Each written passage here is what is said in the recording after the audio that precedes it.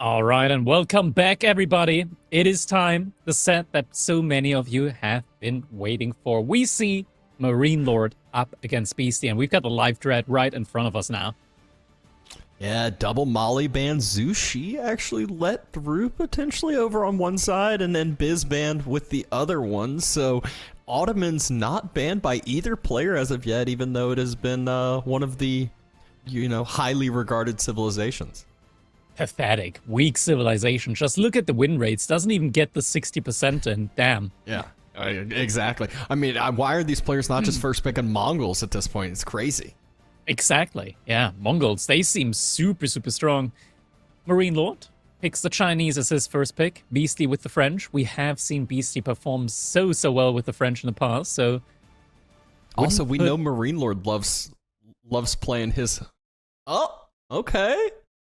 So all of the bans are going to be the same here for this matchup. Got production in our ear, cursing that Ottomans hasn't been banned. Yeah, Ottomans will be let through. I always laugh. Like, I feel like MarineLorD's always been the French player, obviously being French, but also, like, loving the civilization even when it's weak. Right now, still feels strong. And Beasty first picks the Golden Horde. Yeah, I mean, French, picks, I guess. Yeah, second picks it, but French with Beasty is something that just really fits well with his playstyle as well, where he likes to play aggressively, but he also likes to play the late game at times, and the French just do it all. They are probably one of, if not the most potent civilizations in the late game at the moment, like late game, with the Guildhall, with the Red Palace, like unraidable, great economy, cheaper units. And also in the early game, just having that powerful army composition with the early Royal Knights. Yeah, I feel like BC's so good at, like, catching that army out of position. You know, the opponent tries to move on forward, and all of a sudden he's like, you know what? I have time to hit your wood line and still be able to defend this. And hitting your wood line with 5 French knights is devastating in the long terms of the game. As expected, once Beasty picked Golden Horde, MarineLorD followed up with Ottomans, and then actually Macedonians. BC snagging Rus for his side as well. Yeah, Rus on BC side, MarineLorD, Ottomans, and Macedonians, pretty good picks there for him as well. Overall, both players picking the high-value picks so far, of course, as we would expect. Yeah, only one hybrid map chose between these players, not having Kawasan in the like we saw in the last series. So kind of a little bit less of a focus on these civs that could be very strong in the hybrid maps. Although there's some civs that can do it all, like a Ubits that was just snagged from Beasty. Yeah, Ubit's pretty good on hybrid as well. They do, of course, get that cheaper dock in, and they do scale quite nicely with like the fast castle and water economy, being able to pump out a ton of those camel lancers. MarineLorD side, picking the House of Lancaster and the Sengoku Daimyo now as well. We do have, and I'm very happy about the Stepson, King of the Hill in the map draft. Yeah. it always is some interesting games. I feel like it's more of like a viewer and caster favorite as it is a player favorite, but you know, I'm always happy to see it. I'm always happy to cast it. I really enjoy seeing it when like both players actively fight for the middle and they're not able to immediately take the middle. That's when I like really enjoy that map. Yep. Absolutely, and there's the Knights Templar secured for Beasty, so might have his 2 civilizations that he picks for hybrids, might still even follow it up with another just to deny one from MarineLorD. But overall, just, you know, it's so weird watching these map drafts now, just because there's so many options now, and it feels like there's so many strong civilizations on different maps that you really have a lot more variability as it was to, you know, it felt like in certain tournament iterations where it's like, yep, you see a map and you know which civ it's going to be or which 2 civs it's going to be over here. Yeah. JD being picked by BC as well, so he's getting both French civilizations. Actually, make that all 3 French civilizations, with the Knights Templar being picked as well, and the Knights Templar in theory being a French civilization variant. Yeah, little note back. He's leaning into the feudal knight civs for sure, Beastie is, and just, you know, there's something that can be talked about map control, about, you know, mobility and whatnot, and usually if you got feudal knights, that allows you to take a lot of it. Yeah. Toklak being picked by MarineLorD, so he's also going to have a great hybrid civilization for a map like Four Lakes, for example. And now there's the Mongols. Okay, this is nice. So on 4 legs, he's going to be able to give his opponent choice between both the Mongols and the Tuklak. So either it's a 90% win rate civilization, or a, I think still great. Actually, never mind. Tuklak, they haven't won a single game. Yeah, so they were 07 when yeah, we saw you can choose between a 0 and a 90% win rate civilization, and I'm gonna bet you that the 90% civilization is gonna make its way through the snipe. Somehow, some way. You know, it's one of those that numbers don't tell the true story. It's always about, you know, some player sentiment and what their feelings are going into it. And obviously, it's still highly regarded as one of the best hybrid civs, even though the outcome hasn't seemed to play that way so far. Yeah. Delian Abbasid now being picked by Beasty. I think Abba was definitely a pick that MarineLorD was looking forward to potentially. We do see him a lot of times play as the Abbasid in tournaments as well, even when they weren't performing too well. Yeah, I feel like him and Wham would always be the kind of the two that come to mind that would pick Abbasid, even though others would not at times. And that's where Beasty snipes over another pick. Well, doesn't snipe it, but picks it away from him. And Japan follow up from MarineLorD. We will see these last 2 civilization choices before we see the picks and snipes for Gorge. So starting out on Gorge, we saw that this last series, fun little matchup there where Puppy Paw ended up taking over with his Radari. Yeah, Radari and the Macedonians. That's such a fearsome combination. Now, HRE and Japanese being picked by MarineLorD. I'm guessing Beasty, what could he pick at this point? Order of the Dragon could be a pick for him. And there it is. There it is. Yeah. It makes sense, right? Like Beasty likes the Order of the Dragon. He likes HRE, he likes Order of the Dragon. Makes sense for him to pick him here. And now for the first map with Gorge. Mentioned Macedonians, could be a choice there. Both Macedonians and the Ottomans, also China, would be a suitable starting pick there. And Beasty could start with, I want to say, like, French, Rus, or Ayyubids would be great picks there as well. Yeah, I kind of, I mean, I feel like maybe the Ayyubids get saved for the hybrid maps, and so I think, you know, I could definitely see the French matchup, and just like you said, I could see MarineLorD just following up with China Macedonians as his 2 choices here. But, you know, it doesn't always feel the greatest when you pick your first pick on the first map, especially if it turns into a loss. It can kind of just set you on that back foot with mindset. Exactly, and that's the thing. That's where you always have to be so watchful for when you put one of your strongest civilizations up first and your opponent might just be testing the waters, doesn't put his strongest civilizations up against yours. If you lose with one of your strongest against one of your opponent's perceived weaker civilizations, it does put you behind quite a bit. Now we get a look at the win rates here between the two, and looking at it, MarineLorD definitely the clear favorite here. Yeah, has had that kind of consistent history. Series count definitely heavily tilted towards his way, but game count, you could see Beasty never allows that series to be an easy one, even if MarineLorD has gotten the best of him the majority of the time. You know, last 3 series, he's at least taken a game or 2 off of MarineLorD on each of them, but there's always, you know, different times, different metas. You could see EGC Masters Final of 2025. That's quite some time ago. So there's a lot of new meta shifts and a lot of differences that, you know, you can do since then. Yeah. All right, we should be seeing the draft relatively soon here now. No, players are still drafting. So they're really putting the thinking hat on here at the moment to decide which civilization they're going to be putting forward first. Yeah, you know, we can blame the players or we can just blame Cal. We can say that he's just late to having an input. He's being lazy. Oh, there it is. Yeah, you just blame Cal and it immediately works. It's going to be the House of Lancaster up against the French. Okay, so China, House of Lancaster being put up first by MarineLorD, and Beasty with the French. French definitely anticipated here. House of Lancaster, I didn't have on my bingo card. I would have really anticipated like China and Macedonians here potentially, but China and House of Lancaster, not so much.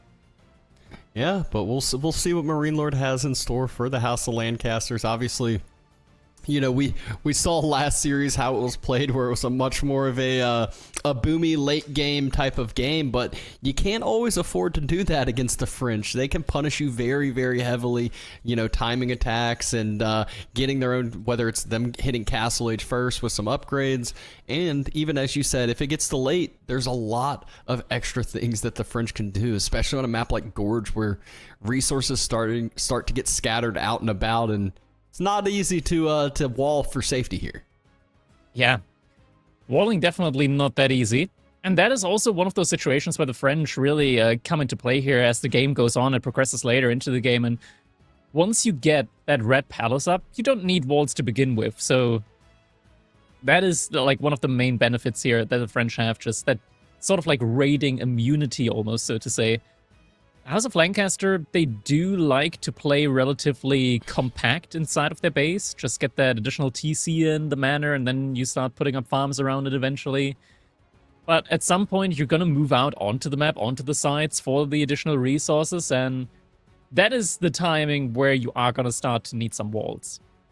Yeah. We saw Anatan get punished heavily last series. Once he started to run out of that initial gold vein, he tried to move out to the bottom side gold, got fully denied. Then he sent the expedition of the villagers up to the west side gold and just got absolutely slaughtered there, and that was the end of it. So it is definitely one that you can punish your opponent hard when it comes to that initial gold vein, but also at the same time, you know, French is a very, very gold-heavy civilization. They're usually one of the civs that eats up their gold vein first, and that's one where Beasty could get punished all the same. Yeah. Indeed. So definitely something to keep an eye out for. I'm wondering... Actually, not really wondering. We're most likely not going to be seeing any pro scouts coming out from the French. We've just typically seen them move out early onto the deer instead. That's kind of been their main bread and butter recently, the way they've been playing for the most part. And the House of Lancaster, I wonder if MarineLorD's going to be going for Dark Age aggression here with Spearmen. I guess it's something that Beasty would have to anticipate, that MarineLorD would go for Dark Age Spearmen. So in theory, Beasty actually shouldn't move out early on with the French to the deer, so he needs to play it a little bit more safe until he can confirm that MarineLorD isn't going for the Dark Age rush. Yeah, I feel like this is definitely... should go for it. Yeah, I think this is one that Beasty does send his scout directly across the map at the start to get that knowledge of it, see if he needs to react correctly or can move out onto the deer, because even if you go, 45 seconds later, it still can provide that value in the longer sorts of the game where, like you said, sheep fall back, a little bit safer there, and it's one that if worse comes to worse, if gold's the thing that starts getting focused, you can always just drop the short walls around your gold vein to prevent the spears from getting on in. Yeah, I mean, we have seen the elusive front short walls a couple of times in the past. Wonder if Beasty would go for them here. Could definitely save his bacon early on from getting denied on the gold. Ideally, of course, for him, MarineLorD isn't going to be going for a Dark Age rush. He's going to scout that there's not going to be a barracks early on, and then he can just move out to the deer on his side. Yep. That is the game plan here. Who do you think that there's any favorite as it comes to the map draft here? Would you prefer one side or the other over here? I think both players have some very good civilizations for the maps. For example, King of the Hill, MarineLorD has China, Beasty has the Rus, potentially Macedonians as well. If you get map control early on, you can put that Golden Horn Tower in the center of the map. That could be very overwhelming. Four Lakes, both players have pretty decent hybrid civilizations there as well. Beasty has the KT, potentially Order of the Dragon, MarineLorD with the Tuklak and the Mongols. I wouldn't say any of these players are necessarily favorited here. Both players have a pretty good civ draft considering the maps that are in play here for this one. Yeah, a lot of comfort picks on either side, a lot of options when it comes to all of these more open maps and aggressive maps. I mean, looking out at it, I guess Lipany would be the probably the most closed map in a sense, and that's just based off of the spawns there, abundance of food. So, it's really one that the feudal aggression and just map control is going to be a key here in these series. Yeah. All right, just less than 1 minute separating us from our game number 1. Definitely one to be looking forward to. Whoever wins this set is going to be able to move into the grand finals, where Puppy Paw is already waiting. That's going to be the set that we'll be seeing tomorrow. And whoever loses today still has a shot at 3rd place tomorrow as well. They're going to be up against Anatant for the 3rd place match. Yep, best of 5 for that 3rd place match. Best of 9 coming in for the final match. So that's when we think best of 7 start getting interesting with Civ choices and map choices. The best of 9 is so crucial and key for that. But just a couple of seconds. More seconds, and we will get the El Clasico started here between Beasty and MarineLorD. Who will start the series with the leg up? And there it is. We're jumping on in. Ladies and gentlemen, game number 1 between Gentle Mates MarineLorD in the color pink here, playing as the House of Lancaster on Gorge. His opponent, none other than Beasty himself, playing as the French in the color yellow. Of course, when you're up against the House of Lancaster, you gotta anticipate that potentially there could be a Dark Age barracks rush. So Beasty not going for the early move out onto the deer.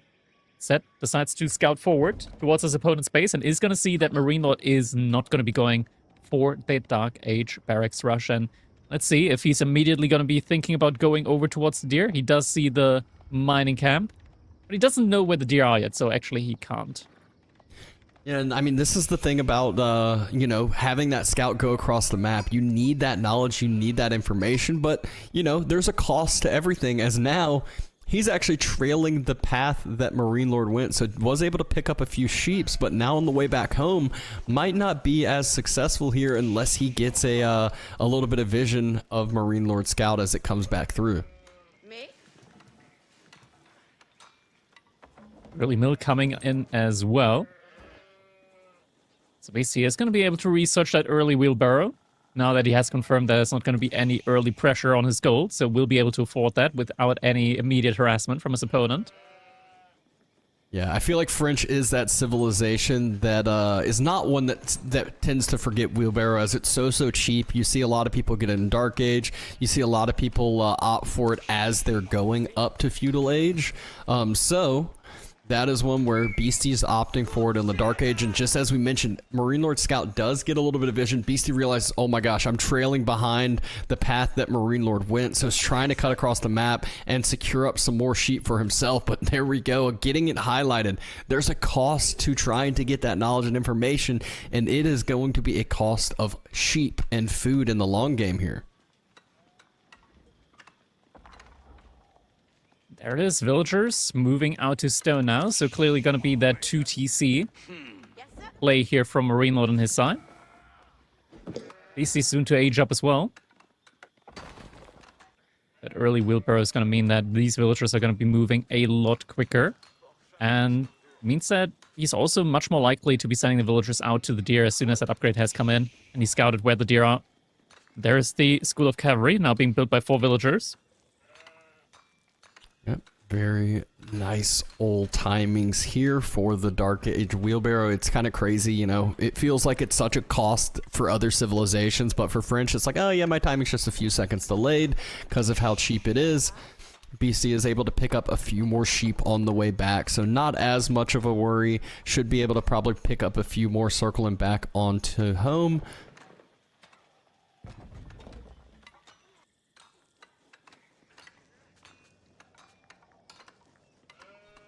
And Feudal Age is really where this game's going to start opening up here. Beasty actually pulls off the gold. He's going to have enough for the first single night. And then, what's the game plan after that? Will he be trying to match the second TC as well with French? Have a little bit of faster production speed from those TCs? Or let's see here in a little bit.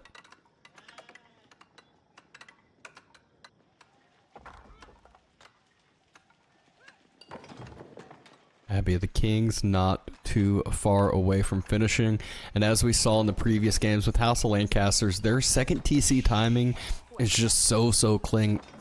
It's like 4 minutes and 40 seconds or so. Sometimes it's even quicker than that when it starts to be first drop. Exactly. It's pretty much as soon as the Abbey of Kings does finish on up, you're able to immediately get the second TC in. And just such a nice synergy with it for the House of Lancaster as well, because you're also going to be spawning 4 sheep with that second TC, so that's an immediate 800 food that you can start gathering up with a quicker gather time, or rather quicker gather speed on it as well. So very, very nice synergy. Can we take a quick look at the sheep count? Okay, it looks like even with the massive amount of sheep that BC just brought to his TC, MarineLorD actually still has a lion's share of the sheep, and it's about to be more once that second TC comes up as well. Hasn't moved out onto the deer yet. Instead, it looks like Beasty is also going to be going for a second TC on his side. 9 villagers moving over to stone for him.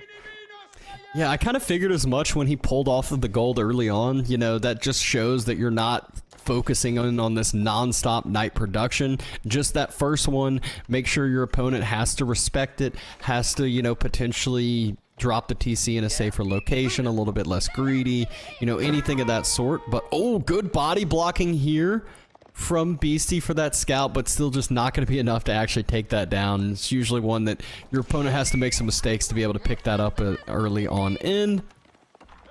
Villagers going to be able to just reallocate themselves to the other sides of the TC. Scout can soak up that charge. Lord also there to soak a charge if he wants it. Scout does fall. I just, such caster curse. Yeah, Scout does go down, but at least the TC goes up without any villager losses. So in the end, it's all good.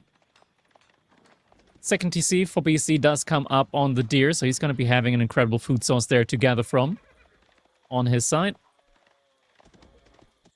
Yeah, and, you know, obviously, Beasty's TCs work a little bit harder comparative to the House of Lancasters, but won't have any, you know, things such as manners to support this. Does end up diving the wood line with... and the short bows come out even to get more damage, so this is gonna be a completely blind game for the foreseeable future. Yeah. So both players without a scout, but Beasty has the stable, of course, so it's going to be much more affordable for him to rebuild. MarineLorD with the manor next to the wood line is going to be able to accrue a lot of resources thanks to that. All the villagers on the sheep as well as on the wood line are going to be helping out there when it comes to the scaling of that one manor. Knight is looking to potentially get a kill here, but thinks about it again. Knows MarineLorD is probably not the type of player to just let that villager go down easily. Yeah, I love how MarineLorD didn't react to it. Like, BC, like, kind of fainted like he was about to charge, and MarineLord's like, I'm not garrisoning up. I'm not causing myself any idle time. Not until you get closer. Not until you commit a little bit harder for it. Barracks and stable drop for MarineLorD. Meanwhile, Beasty, double range, following up with the stables to pair with the School of Cav, so he will be able to non-stop produce some units here, so this one might be a little bit more of an extended feudal age game plan here.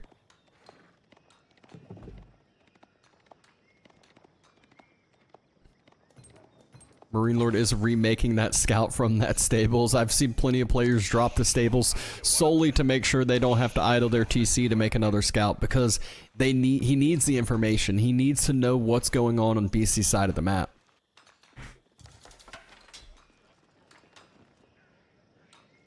Archers and knights for Beasty, spearmen and hobblars for MarineLorD. Massing hobblars is kind of interesting as a horseman unit that actually does cost gold. It means that the macro is a little bit weird behind it. You know, if it's taking the chargers from knights, that's one thing, but if he just uses it as that raiding unit, as that unit that's going to be able to dive on the backside of the archers if a full-on engagement happens, it'll prove to be more than effective. But first attempted knight charge goes in, not able to connect their spear. Oh, actually able to get some return damage on that knight. That knight's getting quite low. Yeah, chivalry at this point might actually make sense, getting a little bit early. Being able to heal 2 knights, that's typically when it starts being worthwhile to pick up. Yeah, and if there was another hobbler or 2 out near that knight, it would actually be at risk of getting taken down before it gets on home, but another knight reinforcement comes in, able to get a charge on the hobbler. And French doing the typical French thing, which is they're not going to move out with their archers until they feel like they have enough to start one-shotting spears, and actually it makes sense to.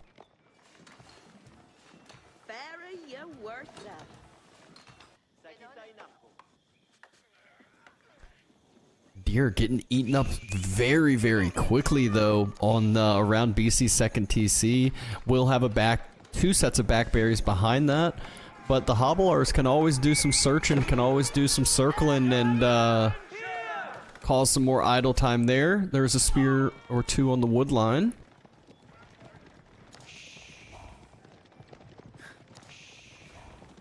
VC already has a good amount of archers out at this point. Enough to one-shot those spearmen.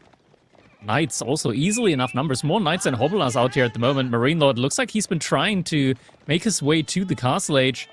Just feels incredibly risky here. Means that he is most likely not going to be able to age up with the King's College. Instead going to be getting forced into the White Tower just to be able to defend the space. Yeah, but I feel like this is one of those situations that... Oh! just in time. Should have known it.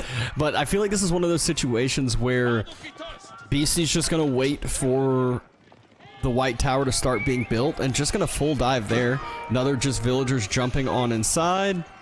TC just doing some damage to the knights. I think MarineLorD actually swapped to the scout at the end there, just not quite able to get the scout picked off. Should be able to here if he reclicks it. Oh, actually swaps it to an archer. Yeah, swap to an archer. Also has the hobblers trying to go for some counter raids here at the moment. Possibly onto the gold. Scouts distracting one of the knights. BC not sending any of his army back.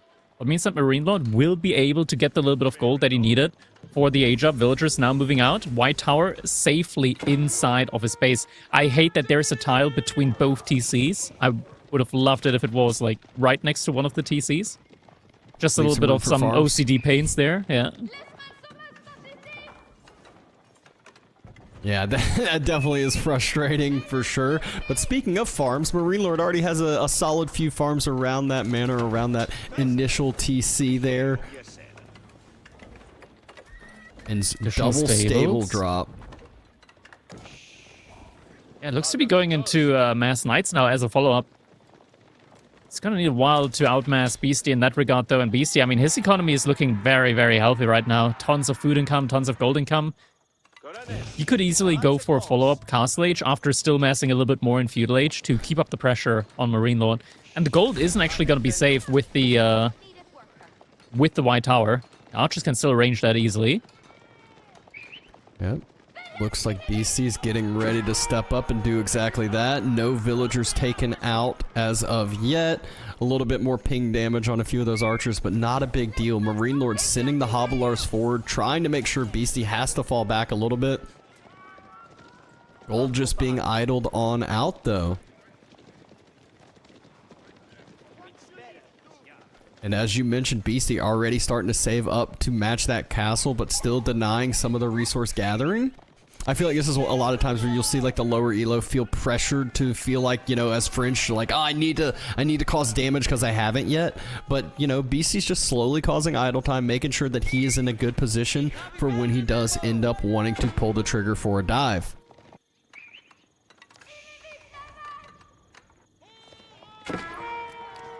Knights trying to go for the dive over here. Quick pull away, though, from MarineLorD. Unable to find any value here, and it's actually just not going to be Knights from MarineLorD. Instead, further doubling down on the mass hobbler play. Interesting. And it looks like some spears wrapped around that other side, so we'll force those Knights back through. 6 hobblers trying to take down a Knight, but in the end being like, okay, it's probably not worth it.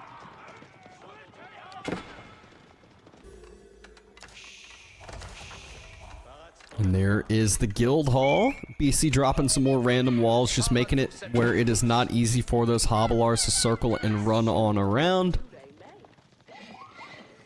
Chivalry finally getting queued on up, so he did not end up opting for it early with that low health knight. Just waited as long as he could, where it is more of an efficient upgrade.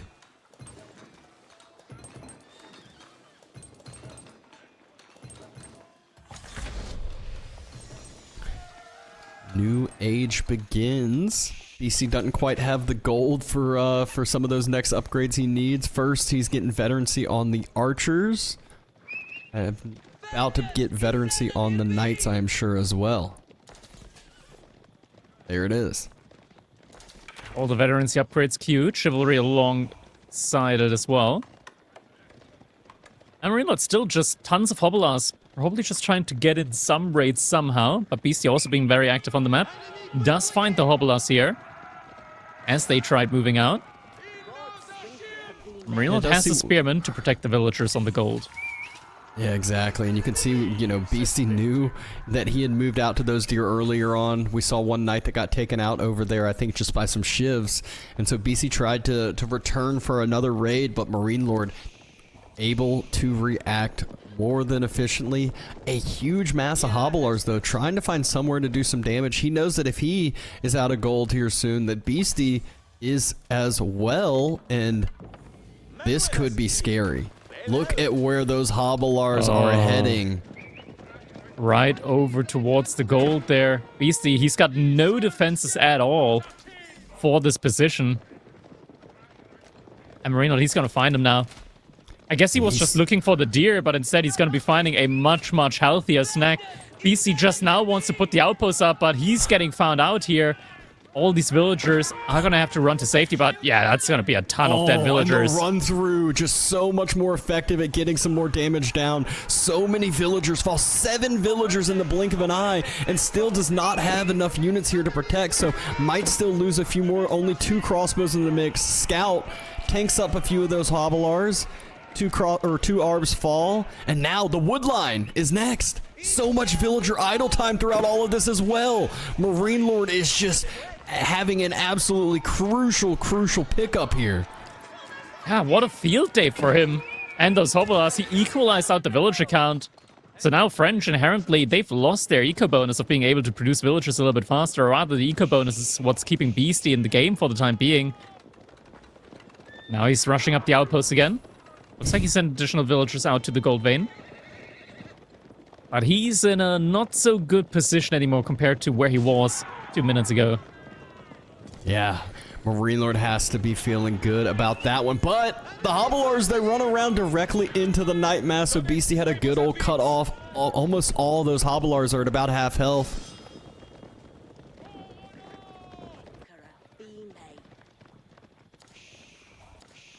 And another group of Hobblers getting sent out now. Attack from somewhere else. MarineLorD now switching into some crossbows as well on his side. Yeah. Beasty already has, I believe, secured 1 relic for himself. Has a monk going out to that next relic towards the top sacred site, but I think does get found out there. So, you know, monk gets denied. And we saw MarineLorD dropping his own monastery, so we'll be able to go try to secure up those relics for himself. It has so many spearmen at this point in the game. Beasty now sending villagers out to stone, but at the same time, Hobblers are going to be revealed here to also be at the top side. Same time, Beasty going for it's just so many spearmen at this point. MarineLorD, he is making sure there's not going to be any raids happening on his side. Beasty tries to re-wall here. That's not going to come down fast enough, I don't think. Not even remotely. Villagers more left on the outside. Hobblers went back for that gold, but this is just a distraction for the time being. It looks like they're through. Is it not fully finished, or is that... I guess it's because the one, like, segment there isn't actually built. It looks like between one of them like walked through and then decided not to, but I don't know. It could have been weird there. Either way, MarineLorD falls on back after that.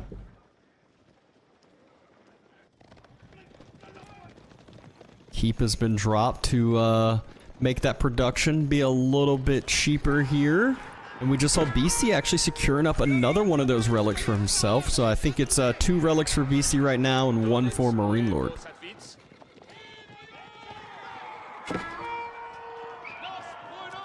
Knights running around, trying to look for value. Not really finding it at the moment. We got to take a look at the guild hall now at this point in the game. Just to check out where it's at the moment. Only 800, so not that many resources inside it yet. Not really in a move to Imperial Age type position. Yeah. But it is gonna be a long game, I feel like. Unless, like, MarineLorD's suddenly moving out with all of his spearmen towards the top side.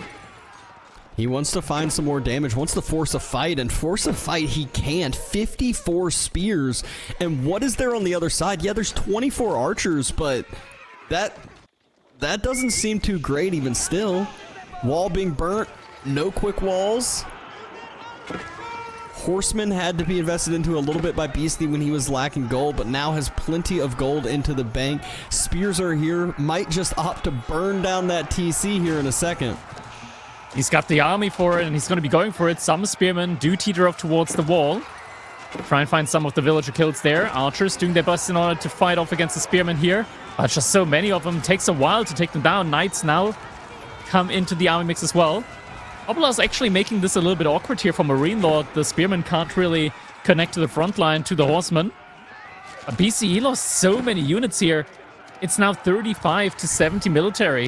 And he's going to have to fall back further. That second TC is toast. Not that he needs it anymore. He's at over 100 villagers. But it would have been a nice defensive spot for when the eventual Red Palace gets dropped. Red Palace, though, I'm not sure how realistic that is, considering that the Guildhall is right there next to the military. From MarineLorD, he can just burn down the landmark.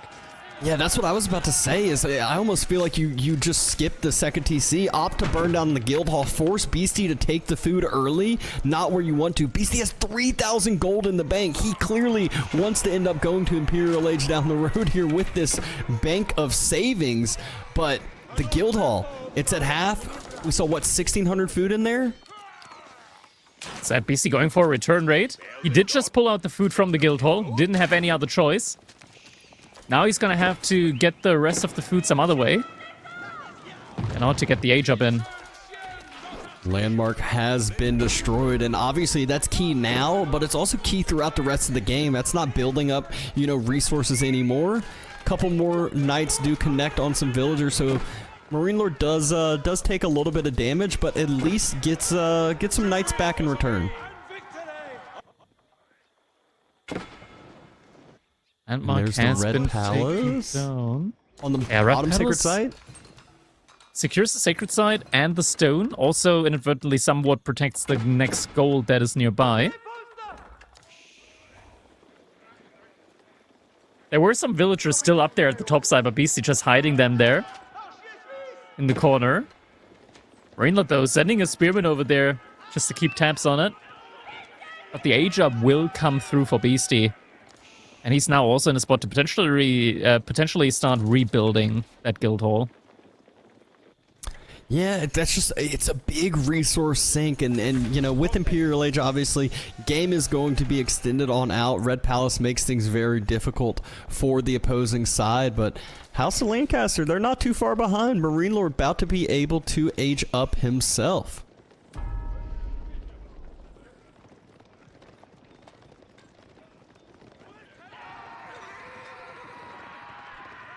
Just a stone getting raided. The big question here is, where's the food transition for Beasty? I see that he's now been dropping farms. It just, food income seems to be hurting a little bit for that Imperial Age. Only 600 food per minute compared to 2,000 plus on the other side.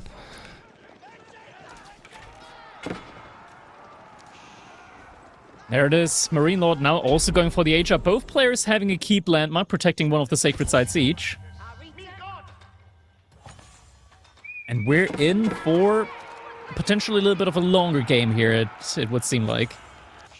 Yeah, it seems that way, as they did play feudal for a bit, played castle for a good little bit, but now we're Imperial Age. There's no second TC by Beasty anymore, but like you said, doesn't matter when you're at over 100 vills already. Exactly.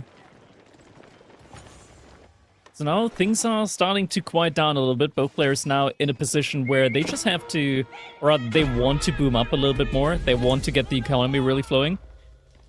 Which it looks like MarineLorD already has been doing.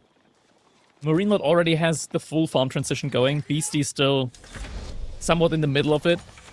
He's got roughly, like, I want to say 24 villagers actively working on farms. Actually, yeah, all 29. I thought he might still have some on the natural resource, but it looks like all 30 of his are working on the farms. Meanwhile, MarineLorD almost doubling that.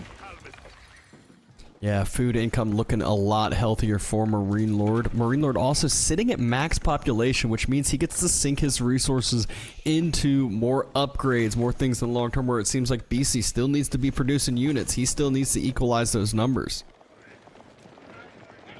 Yeah, and Beasty also is building his 4th keep now. 5th if you count the Red Palace as well. Next to the gold from MarineLorD.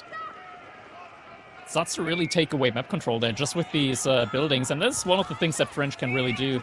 It just takes so much map control only with keeps, as the red palace emplacement makes them so strong.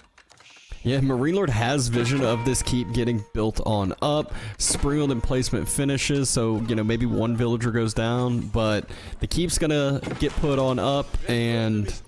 He's just gonna burn that down. Oh? He's trying here, but the army is on the way, and fortified outpost is on the way as well. Tries to keep that villager, well, tries and keep that outpost alive, but that's not gonna happen. Fortification is gonna be coming in, but with no health remaining on the outpost, it's still gonna get torched down. Yep. Oh, he's really just gonna try and burn down the keep. Okay. He's got enough units for it. Beasty is gonna have to run away. Cannon placement's not gonna be in time for keep that keep alive. There's no boiling oil yet, so these units can easily burn that keep down.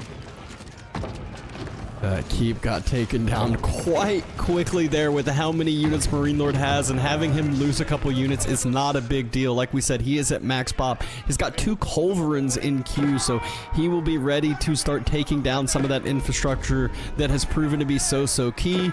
Not to mention, he is walling up the northern side of the map, walling up the bottom side of the map, so wants to make sure that this economy boom that he has starts to stay a little bit more protected here.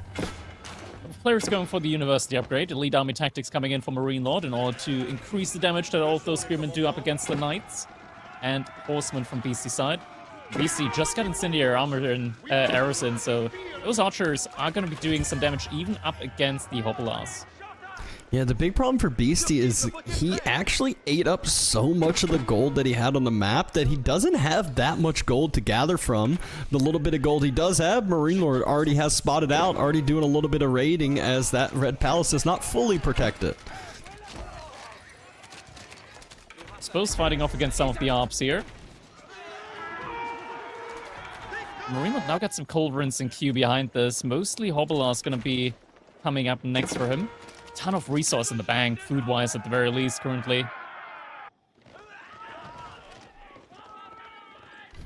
This red pal is just peppering away at some of the Hoppelars. Mass villager migration now towards the gold here as well.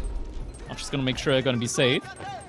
Yeah, this is one of the few remaining golds here out on the map. There's still one on the top side, no keep there yet from Beasty. And then one on MarineLorD side where a keep did get taken down earlier. This is just one of the strengths of French here. We see a lot of production buildings coming down all around those keeps. And all of these production buildings are going to be making units super cheap. We can just quickly select one of those production buildings, just see the price of a knight here at the moment. You're paying 180 resources. Those are sofa prices for, well, a fully fledged knight unit. Look at the culverins on the backside here, though. Infrastructure not quite as easy to defend there when there's double culverins, and Beasty, he is on that last gold vein, but that gold vein's gonna go quick if he decides to continue to spin these, which you have to get some of these Imperial Age upgrades. He's opting for a horseman archer composition here. Biology is on the way for him. Royal Bloodline, so it's going to be getting some additional health there for Beasty. Biology also on the way from MarineLorD. It's going to be nice for those Hoppelars, as he said. Remaining couple of economy upgrades also coming in for Beasty. MarineLorD's still missing a couple of those. But he still has a bank of resources, so he's fine for the time being. I wonder if one of these players, who's going to be first when it comes to setting up trade here at some point in the near future.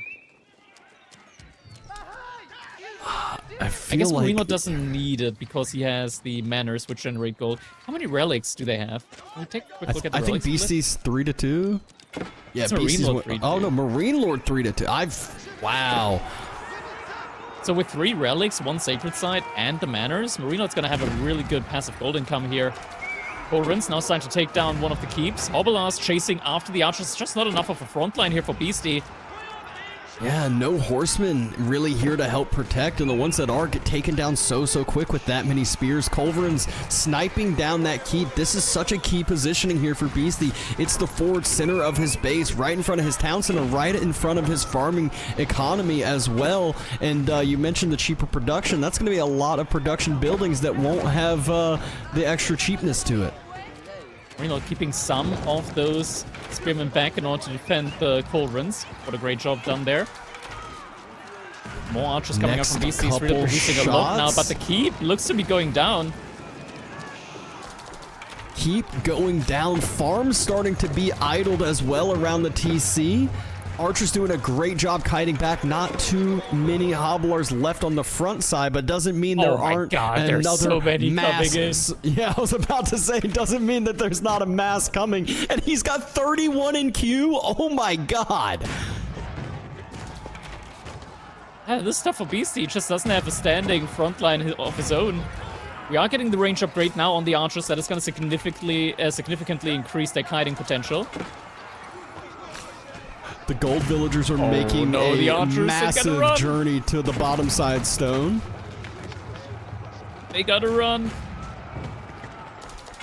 Again, no front line here for Beasty. It's all archers. There's 8 horsemen, 3 knights in queue. Finally trying to queue up some knights again with a little bit of a gold trickle that he has from the relics. He is out of the gold gathering now, it seems.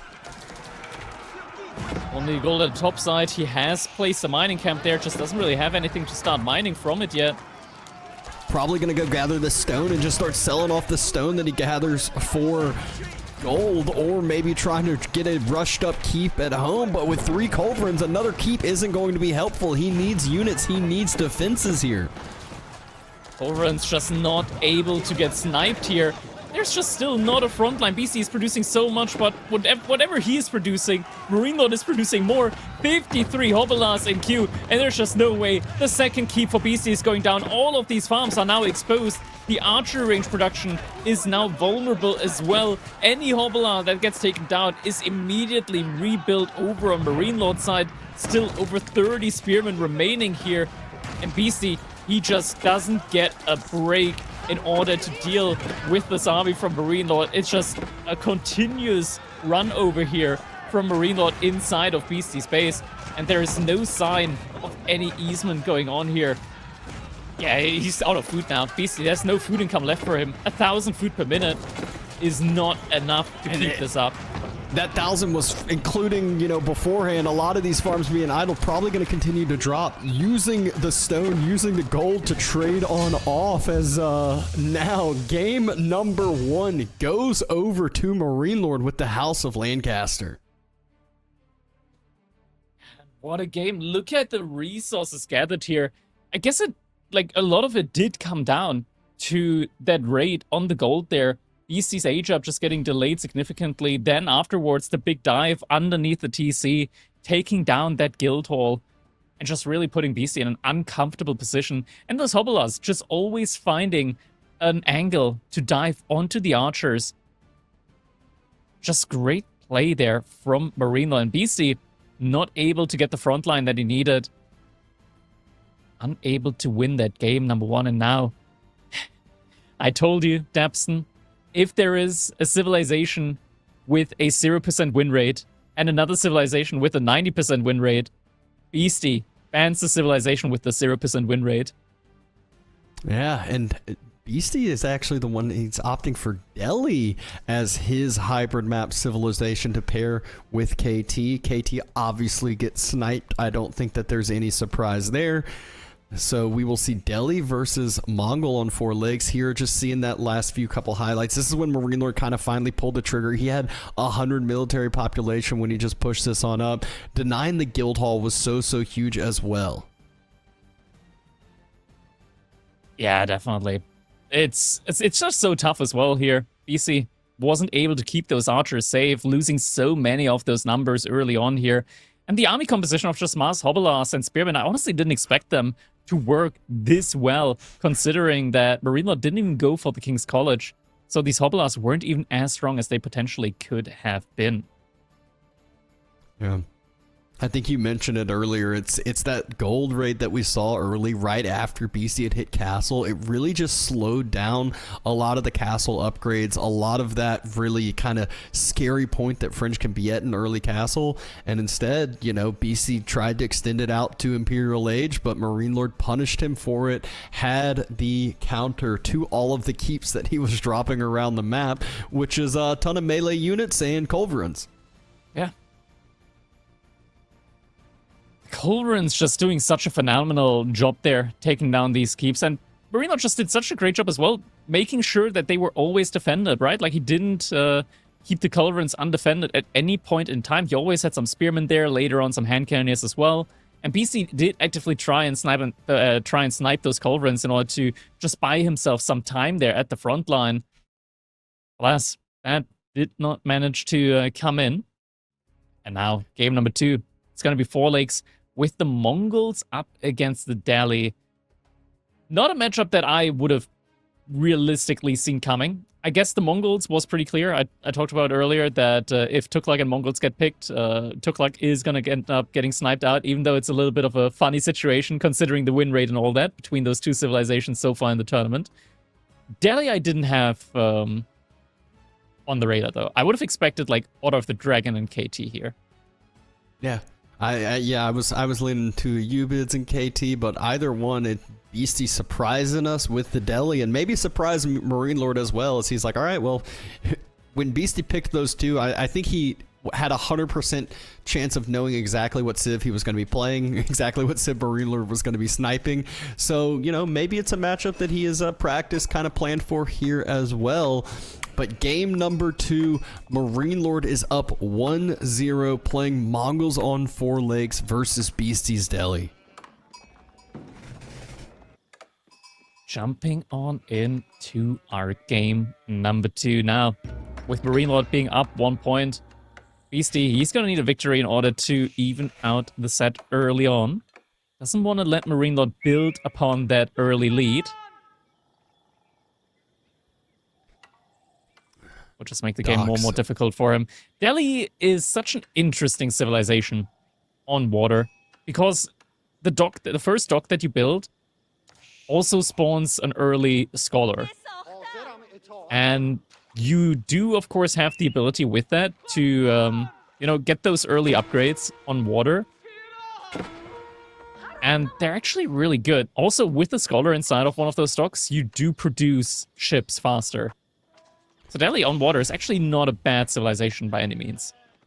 Yeah, you do have to give up, you know, some of the free upgrade timings elsewhere, as the mosque doesn't end up getting dropped, you know, things of that sort. But we all know how annoying and frustrating Mongols can be on the hybrid maps as well. Scout just pinging down this villager slowly but surely.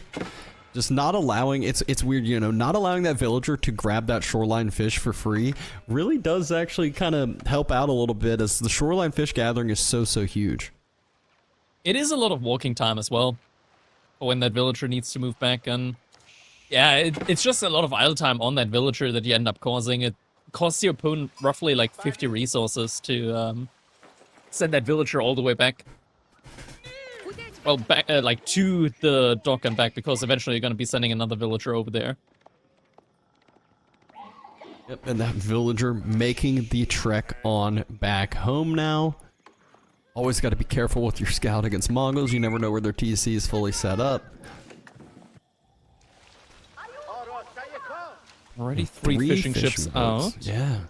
Can we take a look at the production time on those fishing ships on the dock from Beasty? Because I think they made it so that the upgrade... Actually, no. Okay. I thought they made it so the upgrade is like active baseline at some point. Maybe I misread that at one point.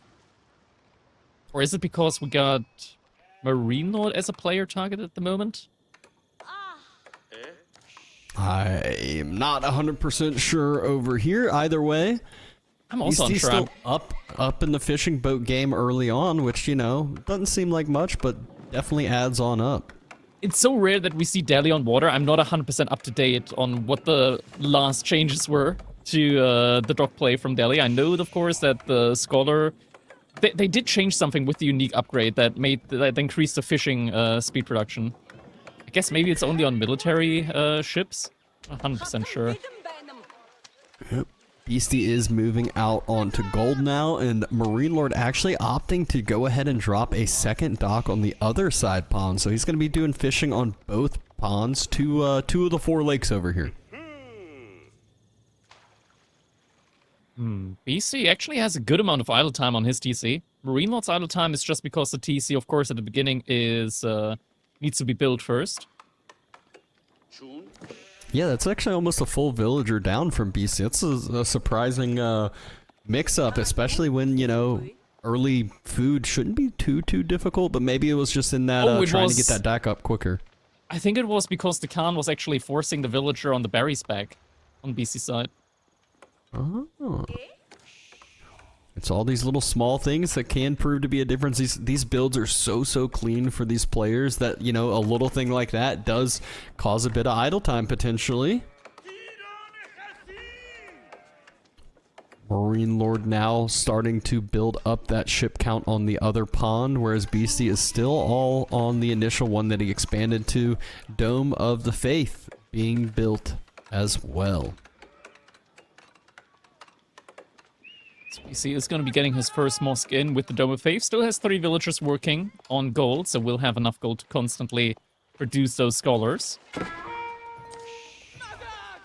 MarineLorD is soon also going to be in a position to start up his age up.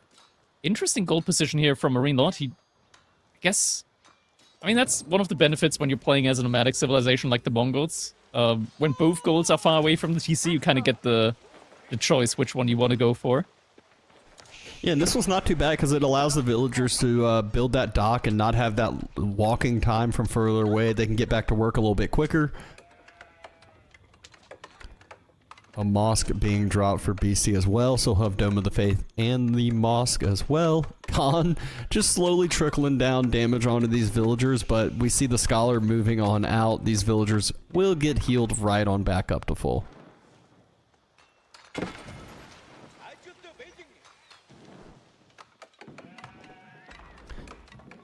The big question is going to be when will Beasty try to move out to the other pond or potentially try to drop a forward dock on the other side?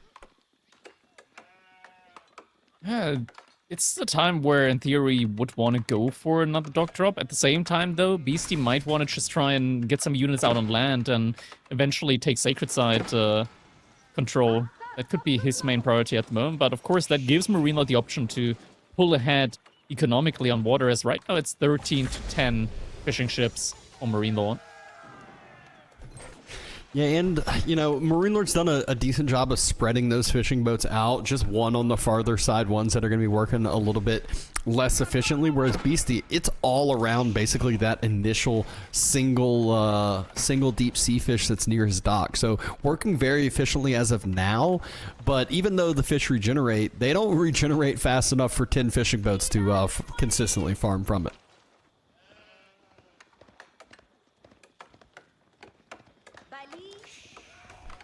Ghazi starting to move out, but Keshik being produced from MarineLorD side. Yeah, Keshik should be doing quite nicely up against the Ghazi Raiders. That's typically one of the main units that you can make, even with the bonus damage that the Ghazi Raiders do up against the Keshiks. That healing and the bonus attack speed on the Keshik does mean that they, or at least in my experience, the Keshiks have been able to do reasonably well up against the Ghazi Raiders. Yep. We did see MarineLorD invest into an outpost on his gold vein, give him a little bit of safety for that far out gold, as that was the part of his economy that was, you know, the most vulnerable. Also kind of helps shore up this dock positioning as well, so kind of a 2-for-1 here with the gold vein choice. Second dock has been put up alongside a little safety wall. Yep, villager already moved back home, so lovely use of the Khan Falcon arrow where he can just scout out and see over the tree line, so sees that the dock has already been finished up. There's no villager there.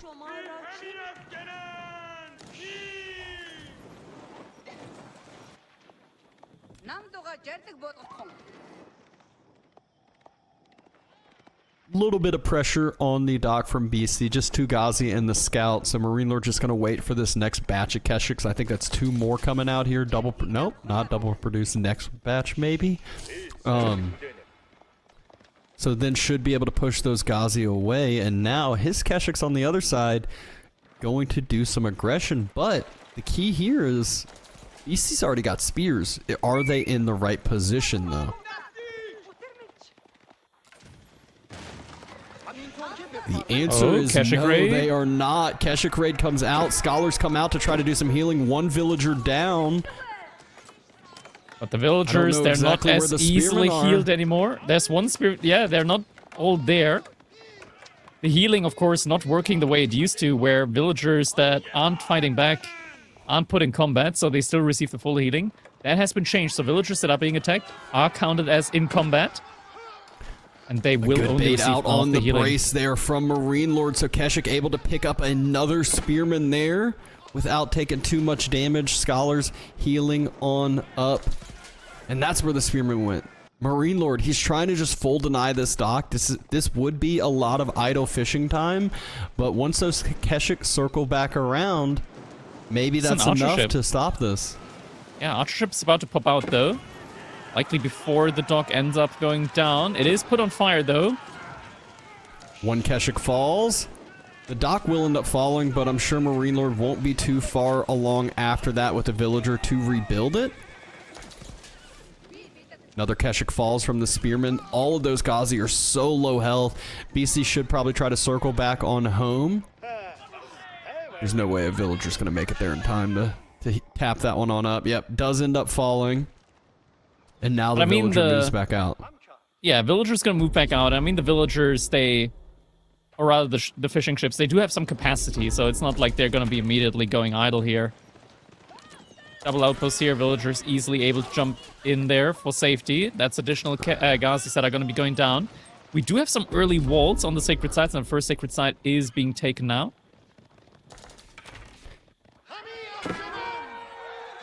Attempting to be taken. There's only a few spears there, so a few more units kind of being trickled in, although two Keshiks fall. This is not the greatest trade here for MarineLorD. It seemed easy. Beasty pulled back some of the lower health spears, so really good micro there by Beasty, but on the other side, it is denied as well. So both sacred sites denied. That is a lot of damage here, but Beasty has enough units to try and go for the sacred site again. Is sending units out right now towards it. But MarineLorD also starting to produce some archers here, and there aren't too many Ghazis on Beasty's side. Another one just getting sniped there. Yeah, Beasty's made that full transition into heavy spearman choices. MarineLorD able to make that swap over into archers, and another scholar falls. I think this is, what, 3 scholars now that have died trying to capture these sacred sites. It's a lot of losses, and there's barely any Ghazi raiders. Keshik's doing a good job of getting some damage on in. Only one Keshik fell there. Spears trying to close the gap on the few archers that MarineLorD pushed forward with. MarineLorD doing a good job kiting. Good brace there. Able to take down a few of the Keshiks. The Ghazi, though, they're just not able to connect onto the backside archers, the reinforcing archers, but the spearmen still just did enough damage to thin that number on out. Archer numbers thin out, but spearman numbers now also dropping dangerously low for Beasty. Deerstone's even moved up. Ghazis. Yeah, it's just hard for him right now. I mean, he should have plenty of food income coming from the 2 ponds that he has. Fishing boat numbers basically dead even on either side. 25 fishing boats for MarineLorD, 26, about to be 27 for Beasty. But Beasty's not getting the main benefit of Delhi yet, which is gold trickle from sacred sites. There's even going to be a few archers that arrive here just in time. I don't think that wall is built. I think they could just walk right through. Yeah, well, one little tick. And another scholar most likely falling here. So a lot of these scholars have died that Beasty's produced so far. Yeah, not a good day to be a scholar inside of Beasty's Delhi Empire. At least not at the moment. We're up to 15 Keshiks and 15 archers at the moment. Beasty, from the looks of it, he would need at least 20 Ghazi Raiders now to be able to contest this army. He's only at 5. There is a little archer mass that he's able to spot out. The Keshik, there's a few Keshik here at least able to deter those away. Doesn't lose, he loses 1 archer for that. Leaves the Ghazi to keep pushing forward as he says, all right, if those Ghazi aren't with your army, you have bigger problems to worry about here. So MarineLorD pushing forward, gonna rely on just the Ghazi or the Keshik and Q to deal with those few Ghazi that are pushing across.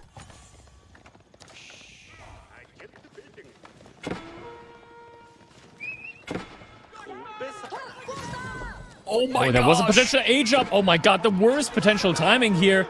Beasty was trying to get the age up in, now being caught inside of his base by the Keshiks and the archers. House of Loading still going up. Next to the town center too, so this army is going to be able to move very, very easily. Beasty trying to drop the House of Learning on the backside of the base. MarineLorD knows what he is doing though, knows that Castle Age is about to be here. Meanwhile, Kurultai, 3/4 of the way from being built. And this is a rough decision right now for Beasty. Just so many units that MarineLorD has, but at least once the age up comes in, Beasty's gonna be able to make his own knights. There's still the gold next to the shoreline that he can potentially take, but not being able to gather up the gold inside of his base right now is biting him.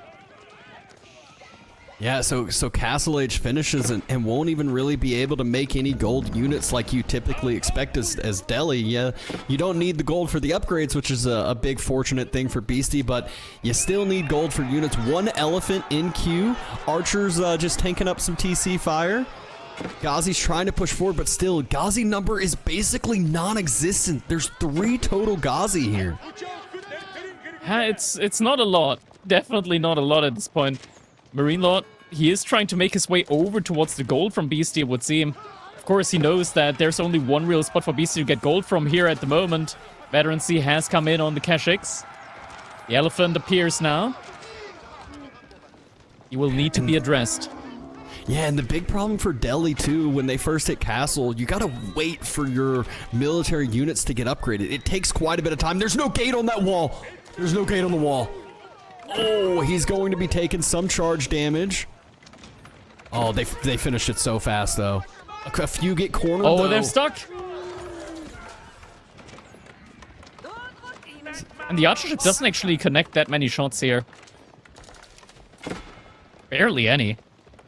And not only that, MarineLorD behind this is going to be scooping up all of the relics that he can on the map. I saw the prayer tent drop pretty quickly. Already has 1 monk out. Has the second one that just popped out as well. So probably going to be a 4 relic, if not even a 5 relic split. That one on BC side might be hard to get. We're going to see some healing coming up from the Kurultai. Such a rough spot for Beasty now. Once again, gold villagers are getting idled out on the other side. MarineLorD is just rotating around those sides. 1 elephant out here at the moment. Beasty now also switching into some crossbows. And elephants, they're just so slow. It takes so much time to get them where they need to be. So villagers make another trek. And you talked about that one villager at the start getting pushed back from the shoreline. Hey, that's about 50 resource dropped. Imagine about 25 villagers moving from one side to the other a few times now. Second dock being taken down. And this one, I believe, is the last dock that Beasty has on this pond. So a lot of food income that will be gone. It's for one last drop off there until he's able to rebuild that pond. Yeah, still no sacred site control for Beasty. Relics being taken in by MarineLorD. Second elephant has come out, but MarineLorD now at this point up to 11 crossbowmen. Does have the Kurultai ready for a fight. Oh, BC was able to get one of the close relics, which, you know, if you're Delhi only getting 1 relic, it feels so bad. And as that relic is now starting to generate some gold, it is gonna be disappearing just as quickly as that. Oh, Prelate, or rather Scholar, was able to make his way out there. And now we're also getting to the point where MarineLorD's just starting to farm up some free resources, taking down the houses here from Beasty. Each and every single one of them generating him some resources with the bounty. To 3 elephants now. Oh, Beasty's pop capped as well, as we just saw the mouse hover over 142 of 140. Hard to know that when you're the other side, when you're MarineLorD, but MarineLorD, he's keeping this pressure up anyways. It looks like he's getting the bounty upgrade as well, so bounty will be a little bit more fruitful for himself. As Raiders alongside a Lancer, able to take some decent trades here. And there's that prayer tent we talked about for MarineLorD. There are 3 relics inside of that one. Relic picked up just in case a Wololo is needed, and a Wololo is utilized. Villagers will stay safe for the time being. Oh, a Keshik out there in order to deny the villager from replacing that one dock.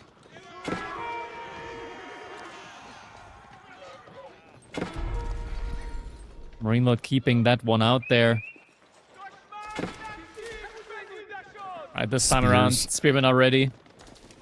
Yeah, there's still so much time that Beasty hasn't had. Look at Beasty's food income, 480 food per minute. He needs that other pond working for himself, as he can't go out and get berries. He can't go out and get deer safely at all. He needs the fishing, and even when he gets that fishing, you'll see a huge influx, but it's going to take a while for those fishing boats to move back out and start to gather their full breadth again.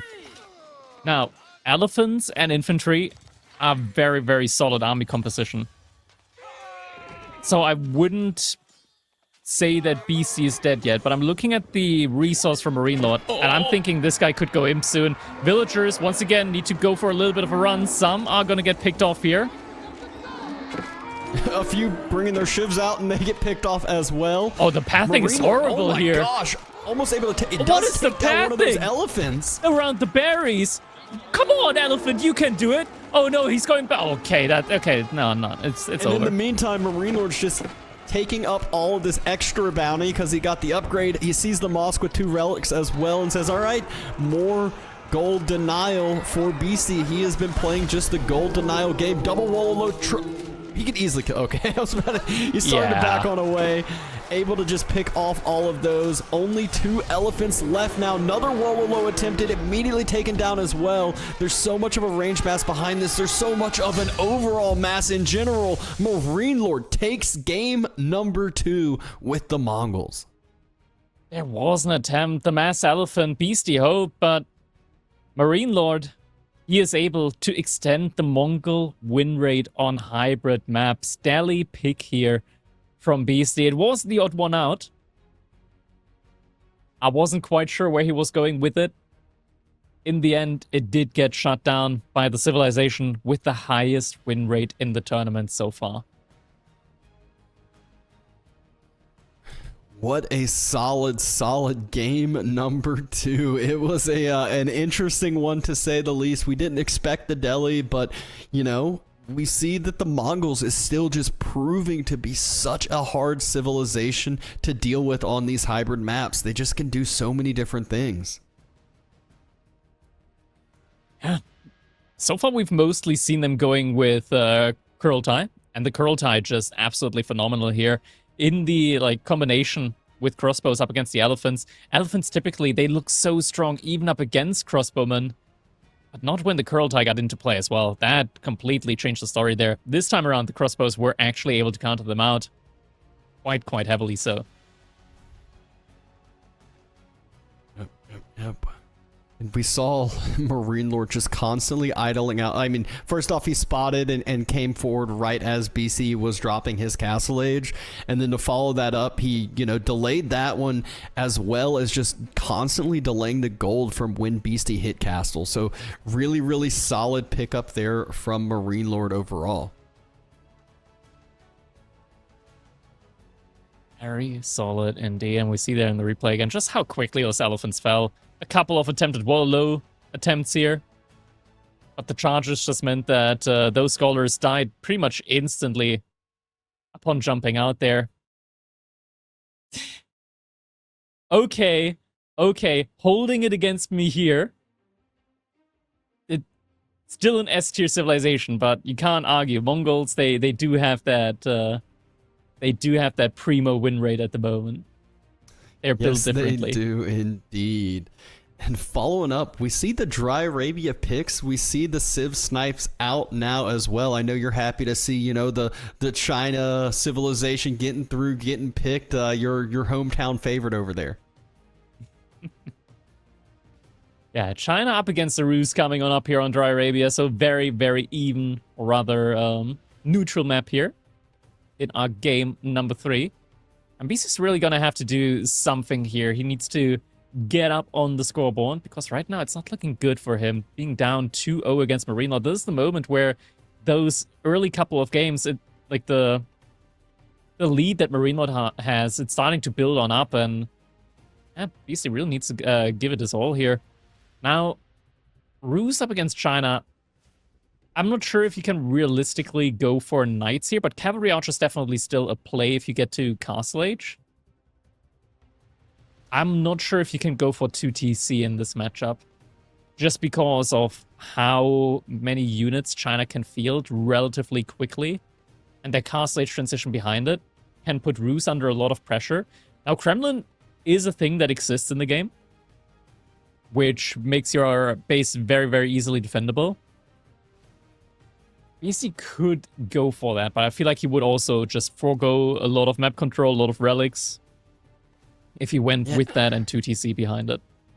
Yeah, and one of the greatest things about China is just how quickly they can alter and change up their game plan and path with IOs. I feel like they're that civilization where they're like sending full feudal, and all of a sudden it's like 30 seconds later they're already aged up to castle, and you're like, wait, what just happened? I thought they were in full aggression. And it's like, you know, well, the IOs dropped off a bunch of the gold. They build super quickly. You know, all these different things, and then not only that, they can, you know, throw those IOs on the research buildings and getting those techs in so quickly as well if needed. So really love that civilization as a whole. Always fun to watch and always hard to adapt for yourself. Yeah. You I mean, know, also, if we get to the late game between these two civilizations, it's a little bit of a give and take between the two. Obviously, China has like the long-range hand cannoneers, but the Rus, they get the cheaper hand cannoneers with the Streltsy. Rus also gets the much better horsemen with plus 25 health on them.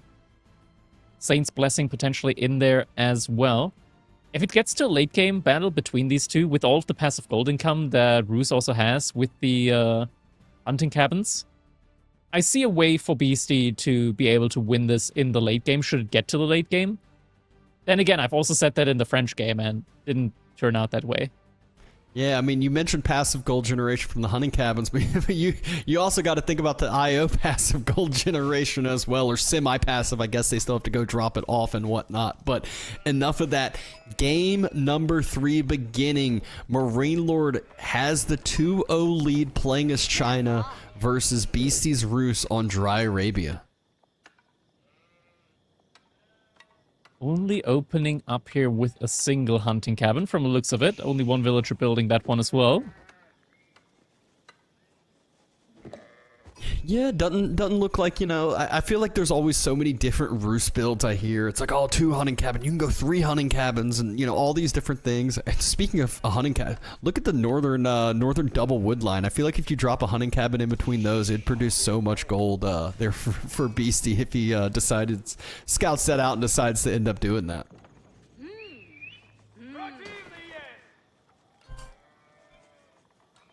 Getting the classic no IO opening here from MarineLorD with the Chinese.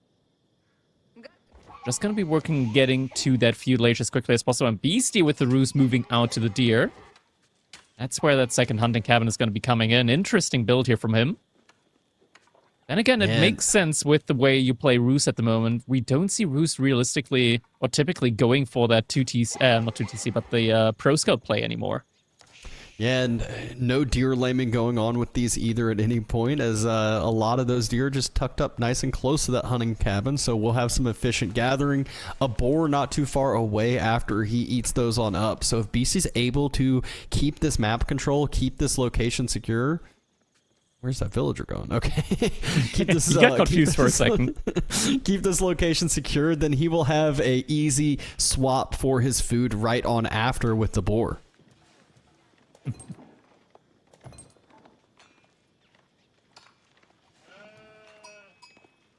All right.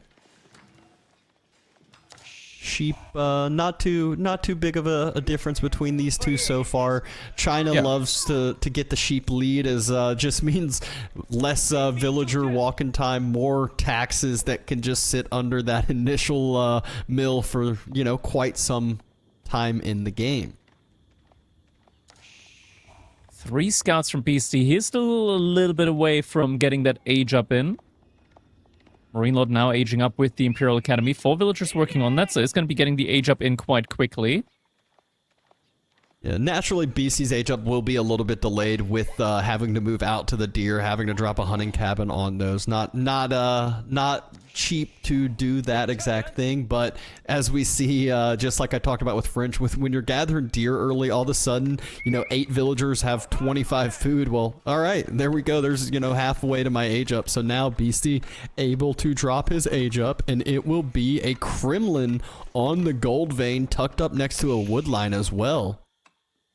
Alright, so now the question's gonna be, is it gonna be accompanied by a second TC? If so, Beasty's gonna have to pull some villagers off of food here fairly soon. Doesn't look like he's planning on pulling the villagers off the food. Feel like he would have already done it with that many villagers on the deer, you know. No, he's going for it. I'm quite certain he's going for it. I think he might just need the wood for it. He has a couple of villagers on wood. Or is he? Okay, he might not go for 2 TC. If he is, I mean, it's just, it feels like the macro's not the cleanest, because he's going to have, you know, 400 food in the bank and nothing to spend it on, right? Yeah, now it's too late to go to DC, so it's, yeah. Probably gonna be the 1 TC safer fast move. castle.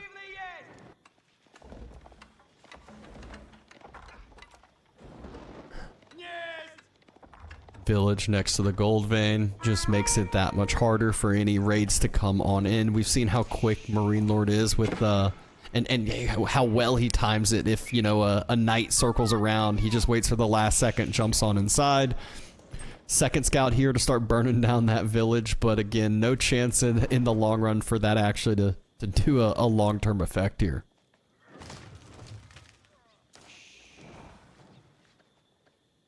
Hunting cabin just getting a little bit harassed here. Maybe at some point Beasty's gonna send a villager out, or rather pull a villager to try and repair it. At which point he might get some value in there just from idling out one of the villagers.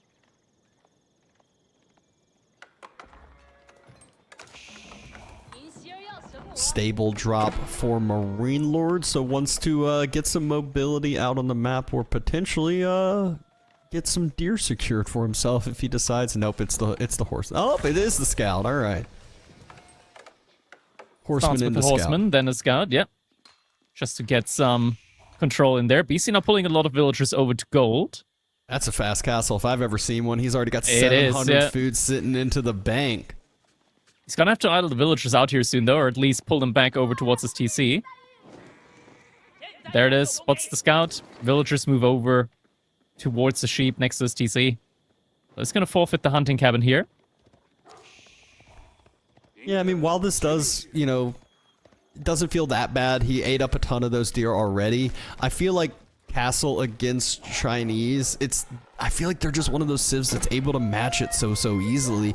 And for MarineLorD, he's gonna have those safe deer. Beasty's basically just like given up the being able to contest the deer packs at all with the pro scout play, but he is going to pay that forward with this castle timing and the aggression and timing attack that could come after it.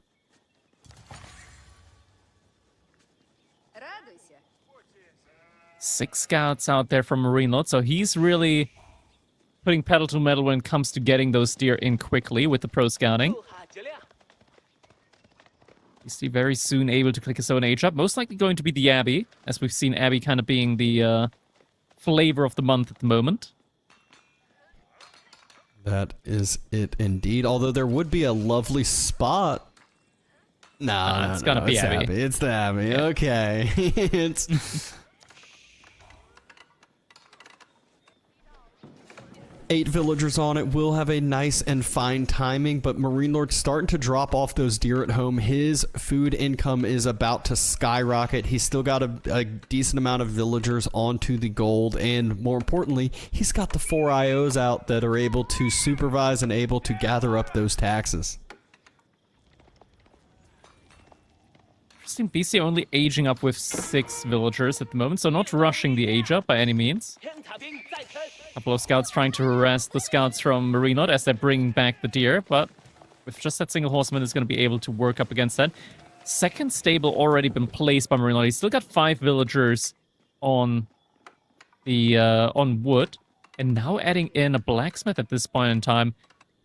I'm a little bit torn by what MarineLorD's doing here right now. I'm not exactly sure what his plan is, whether it's going to be the fast castle after all. The macro looks like a fast castle, but I'm just confused by the early second stable and the blacksmith. Because there's not going to be a second unit, or rather any more units coming out for him for like a good couple minutes. Yeah, I mean, it's definitely one that, you know, he has this timing to it. He's going to be able to equalize the timing somewhat. It's just what's going to come after, like you mentioned. We are starting to see a little bit of the deer being contested, but I still feel like MarineLorD just has a solid amount of deer already under that TC, or under the mill, I should say, more importantly. Imperial Palace is going to give so much vision for him as well. Yeah, he's going to see just exactly how many villagers Beasty has inside of his base, as with the current roost setup, it's unlikely for Beasty to move out anytime soon out of his base. Unless he wants to maybe go for a pull onto the boar. Unlikely, currently. I mean, I feel like he's going to have to start moving out pretty soon. How many sheep does he have left under that town center? Not too many, but he should still have a reasonable amount of sheep, considering that he did start with the deer, right? So didn't immediately start gathering from the sheep inside of his base. First relic now getting picked up by the warrior monk. And he is going for cavalry archers behind this. And MarineLorD just tries to go for the knight spam now. Yep, 3 knights immediately in queue. You mentioned it when we saw Roos earlier in the previous series that the horse archers, while they do have some fast attack speed, they don't do quite the same base damage, so not quite as effective against those knights. And it's always been that unit that, you know, very effective in large numbers, not so effective in small numbers. So here early on, BC really needs to get that number pumping up. Has some walls that will be coming down soon to protect that backside gold. Secure himself up some berries if he needs some food income there. Saint's Blessing's definitely gonna be worthwhile here with those cavalry archers. And the thing is, with how cheap the Roos warrior monks are, thanks to the Abbey of Trinity, you can realistically just use warrior monks as a front line here. Yeah, so far he's got 3 out, about to have a 4th one as well. MarineLorD's trying to contest some of the relics, trying to secure a relic or 2 himself. You know, if he ends up having a 2 to 3 relic split, I don't think you would complain for yourself there, as China aging up a little bit after the ruse. A relic getting secured here. I believe that is that the 4th one for Beasty now? MarineLorD has 1 monk out on the field, but yeah, I think this might be the 4th one for Beasty. And MarineLorD hasn't been able to secure one so far, so he's sending the monk. Yeah, the monk is going to be going back, so it's going to be a 4-to-1 relic split here. Yeah, very, very solid pickup there. Looks like Wall got denied. Horse archers trying to take down. Attempted Wololo coming on in. Another couple warrior monks there. A second, yeah. We see a decent amount of horse archer. Another Wololo comes in. Thought MarineLorD might commit for the woodline dive, but without having the next set of ranged armor, just doesn't want to take that much damage from those knights.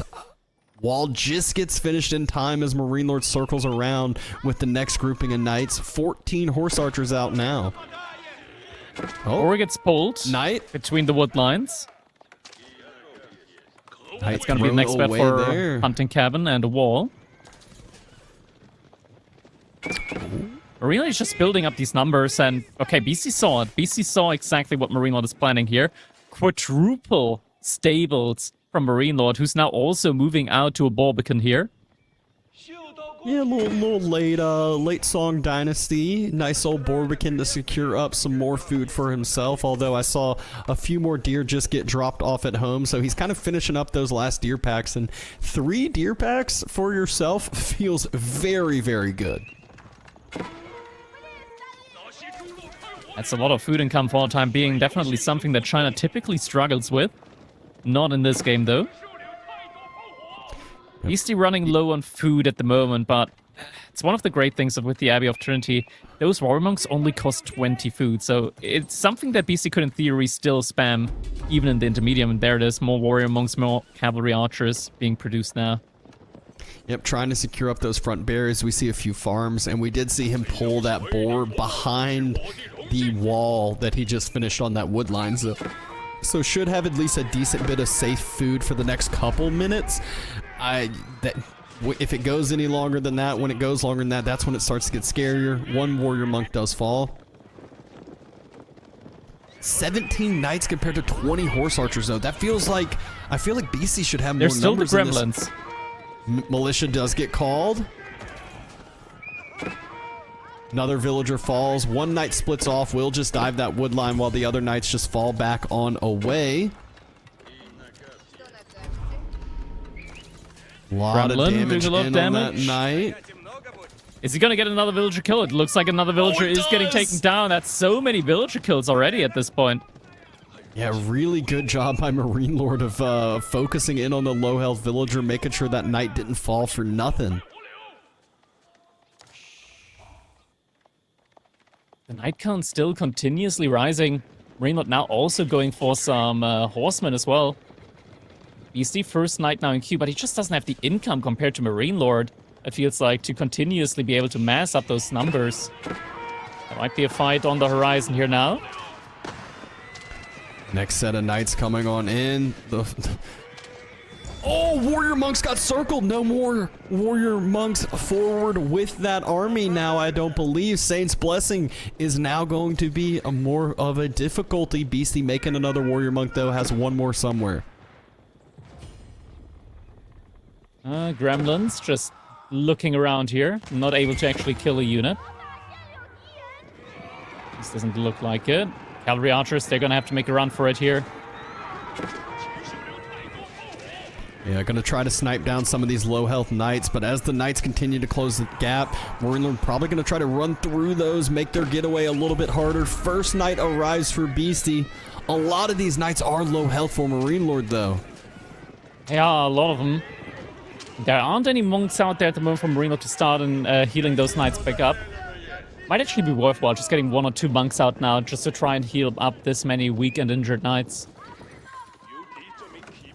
Meanwhile, the deer are still up for MarineLorD, but they shouldn't be up for much longer. Should run out within the next 3 minutes. He is already moving out some of the berries. Yeah, the big question is, in the next 3 minutes, though, does Beasty start running lower on food? He has those 2 different berries, has those boar, but other than that, yep, there it is. He's starting to make some farms, knows that that is an inevitable thing that will be coming soon. Knights circling all around. Horsemen wrap from the other side, and another group of knights from the other side. Great split of his army by MarineLorD, forcing these horse archers in a very, very bad spot. A lot of extra damage went in on those. Still some weak knights that can get sniped out every now and then, but the cavalry archer number has fallen drastically. Beasty behind this, though, is able to get some snipes in as well, some raids.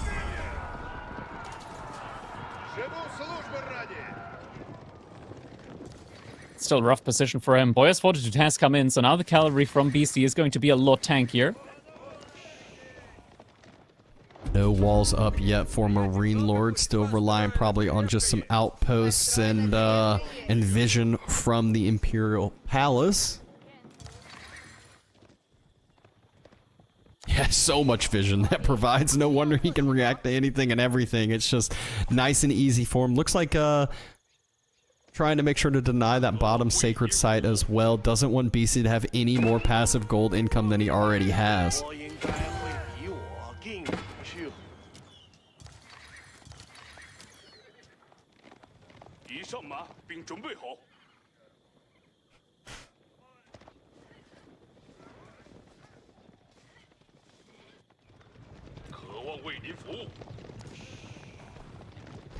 We're just seeing MarineLorD starting to posture for the front of the base. Trying to look for an entry point here. More warrior monks now in queue. Beasty is starting to get a somewhat representable front line in now at this point. The armies are starting to mass up here. He probably still has a couple of tickets that he could call from for his Gremlin. Yeah, 5 tickets at the moment. It's going to be 15 units. Need be. Villager's going to be going for a run here. One might end up going down. Yep, that's going to be another villager that has been taken care of here. Return attempted raid from Beasty. Doesn't get a villager kill though. It looks like there's one dead on the gold. Yeah, one did die. Yeah. Almost got a second one. Still 23 knights, 24 horsemen out for MarineLorD. It is an all-cav army playing against someone whose cav has Boyar's Fortitude, like you mentioned, but Beasty just hasn't quite been able to keep up those numbers. MarineLorD getting heavy onto the stone, probably planning on a keep drop soon. Maybe securing up an 8K, maybe securing up a sacred site. We'll see what the game plan is.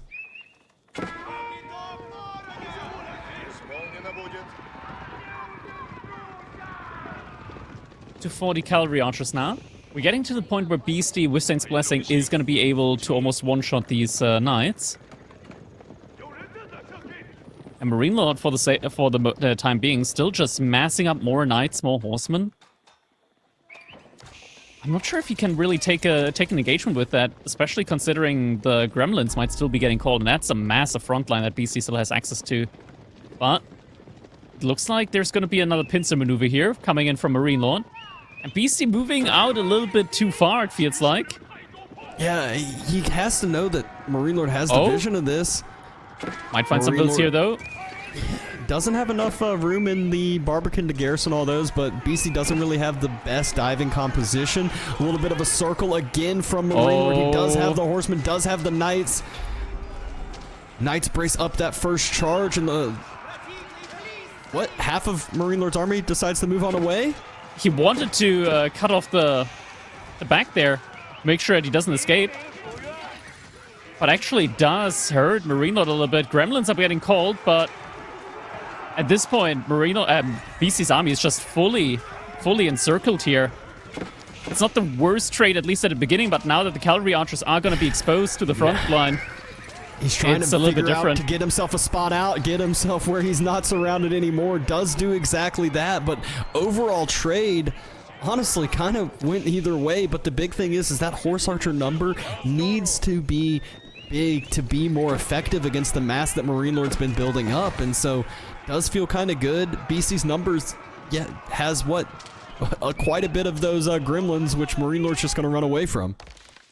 Hannah keep getting dropped in MarineLorD's base, though. That is a bad keep. It's really signifies that MarineLorD was actually in a, not a good situation there. And now Beasty, he sees where the farms are coming up. To be fair, like, you always know where the farms are coming up for China, just because it takes so much space up.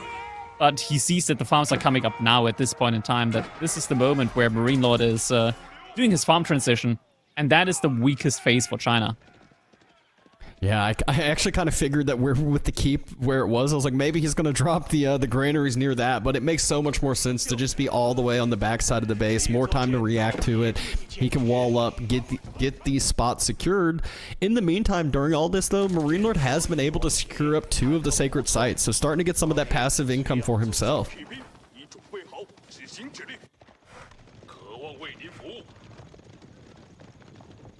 Granaries coming up behind all of this. Still feel like MarineLorD could utilize getting some healing done with those monks. And finally, we see some barracks being dropped from Beasty. So Spear Mass is on the way here soon, and MarineLorD doesn't currently have an answer for that. Spending a lot of his wood into farms, so maybe kind of that's the plan for Beasty. Beasty knows that, hey, it's not going to be a bunch of ranges here anytime soon, or any ability to react there. As I say that, Chooks on the production queue. Shugunu's definitely going to be in a position to do something here. Beasty, interestingly enough, even though he was the one that made the mass warrior monks 2 sacred sites currently in control for MarineLorD, so he's actually being kind of even here when it comes to the passive gold income. 280 with 1 relic and 2 sacred sites compared to 320 gold per minute from Beasty with 4 of the 5 relics. Yeah, and as these outposts continue to build up, that means that the horse archer struggles so much more in circling and running around, not just because of the vision, but also because they're ranged units. The damage from the upgraded outposts actually do quite a bit more to them.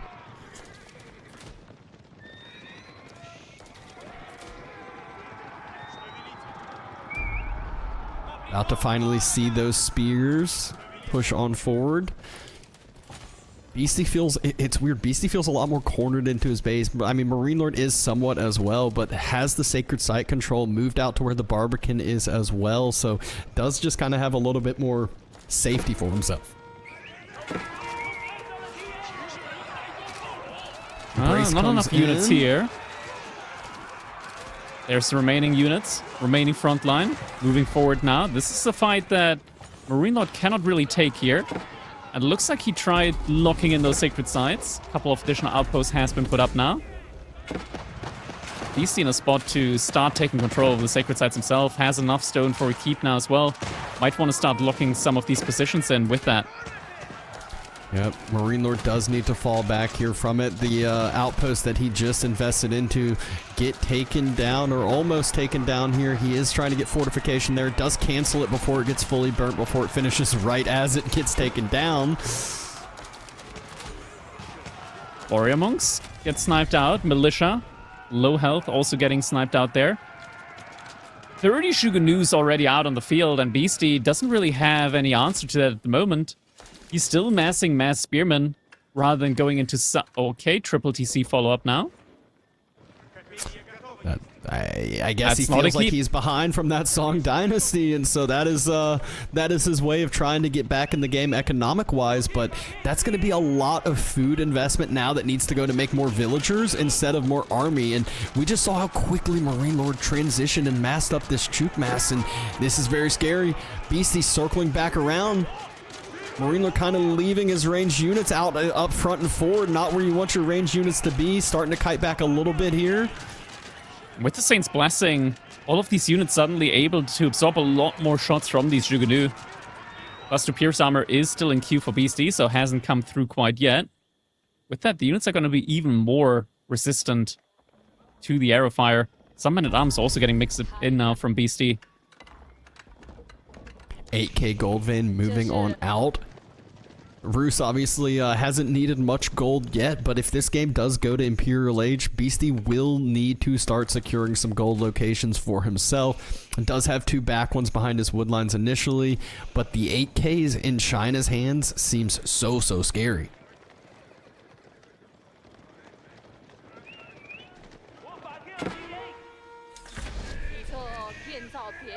There's that last sacred site. I think he sent a villager out to rebuild that outpost that almost got burnt down. Fortifications have now finished on that one as well. Another outpost there to follow soon.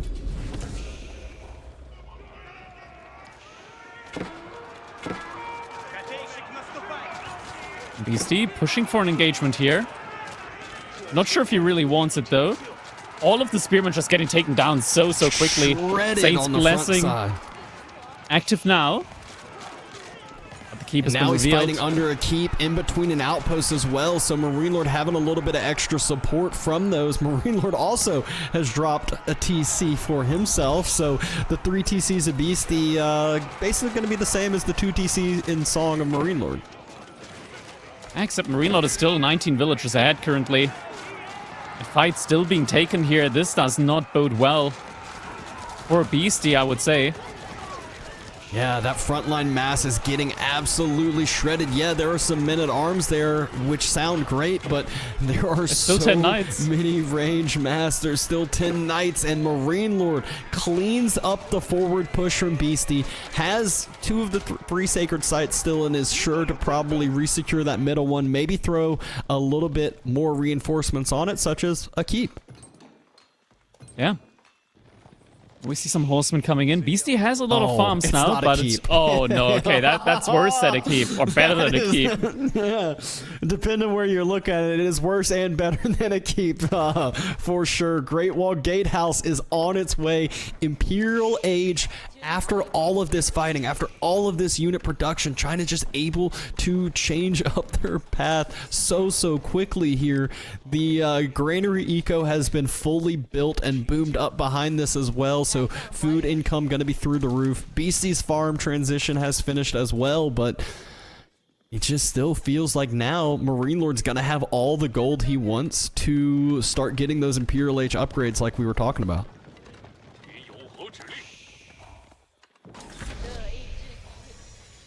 And there it is. New age begins. Imperial Age finishes.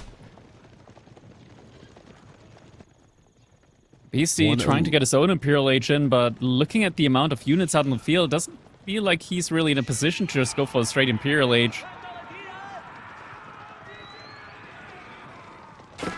And MarineLorD's actually making a transition into mass spears. Going ahead and getting spear upgrades, going ahead and getting extra range damage now. Production starting to be burnt down. Sacred Sight's timer is starting to tick, so Beasty is feeling the pressure, not only with the Sacred Sight timer, but also with this army at the front of his base. Does realize, though, that he needs more units on the field. Isn't going for the age up, but instead reinvest into the army. But Jugunu with elite upgrades, they're going to be able to pierce through the armored units as well. Yeah, and I mean, it's one of those, you need to take the fight right as your opponent hits Imperial Age, but like you said, Beasty, he felt like he didn't have the numbers. Now, elite upgrades come through. Fire arrows, incendiary arrows on the way here soon. It's about halfway to finishing. Militia has been called. Trying to kite back for that. This might buy enough time for Beasty to get his own age up in now. Question is after this fight, how well will his position still be? Next set of units coming in for MarineLorD. 15 more Chooks in queue. Flaming arrows, incendiary arrows just now finished. A few more horsemen on the way. But Beasty took a really good fight before all of that. There it is, the Sky Tower at the front side. Definitely the right option here for him. Needs that little bit of safety.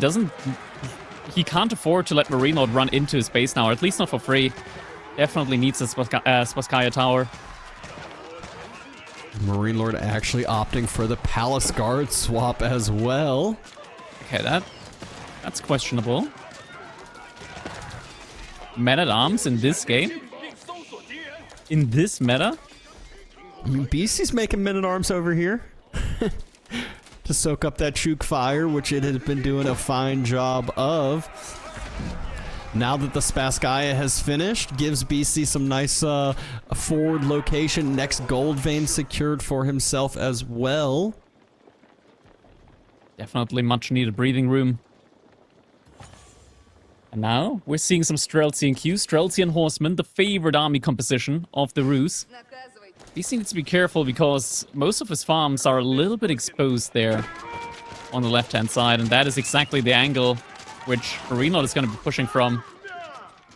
Yep, elite army tactics on the way for MarineLorD as well. He's just a step ahead with all these elite upgrades, so this timing is very scary for Beasty. He did a good job holding. Can he do a good job of delaying this push yet again? Villagers not able to grab up that gold. Needs to go for a safer gold to start out, but needs this farming eco, and we can see all of the villagers just running away from their farms. They say, no, I'm not working with that army at the doorstep. Wooden Fortress getting burnt down. Fortress going down alongside it. Beasty potentially trying to go for the engagement here now. Some more gremlins being pulled here. The last remaining tickets that were in there. Jugunu sniping out the Streltsy.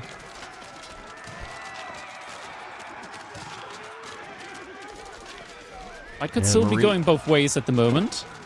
Yeah, MarineLorD fortunately has the text for himself, or else the unit composition of Beasty should have wiped this so much better for himself. MarineLorD does have that Sacred Site location to fall back to. There's another keep over there behind it as well.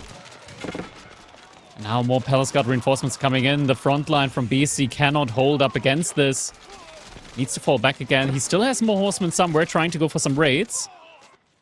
I think it's that northern side 8. Yeah, it's the northern Oh, 8K got some that he good was able villager to kills deny. Yeah. Definitely much needed villager kills at this point.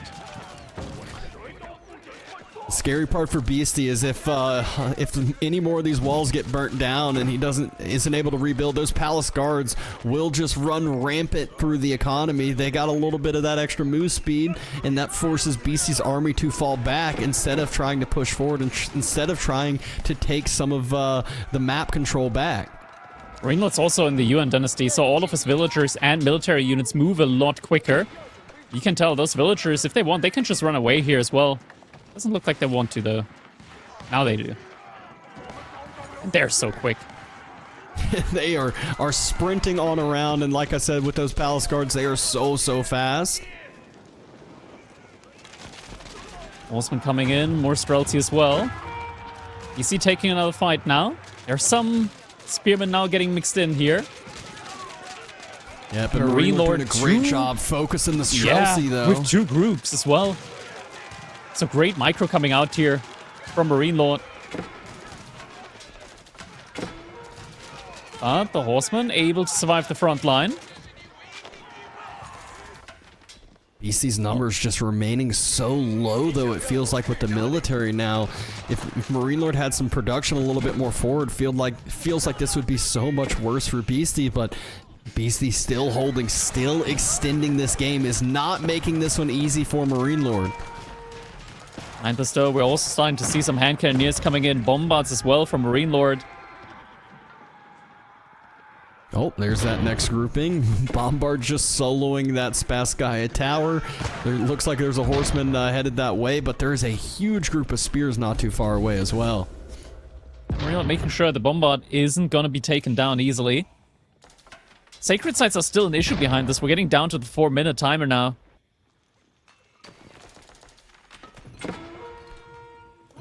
MarineLorD is on the 8K. Beasty had moved out to the 8K. I was about to say Outpost spots out that villager. Move out to the 8K for Beasty. That's his only real safe gold as of now.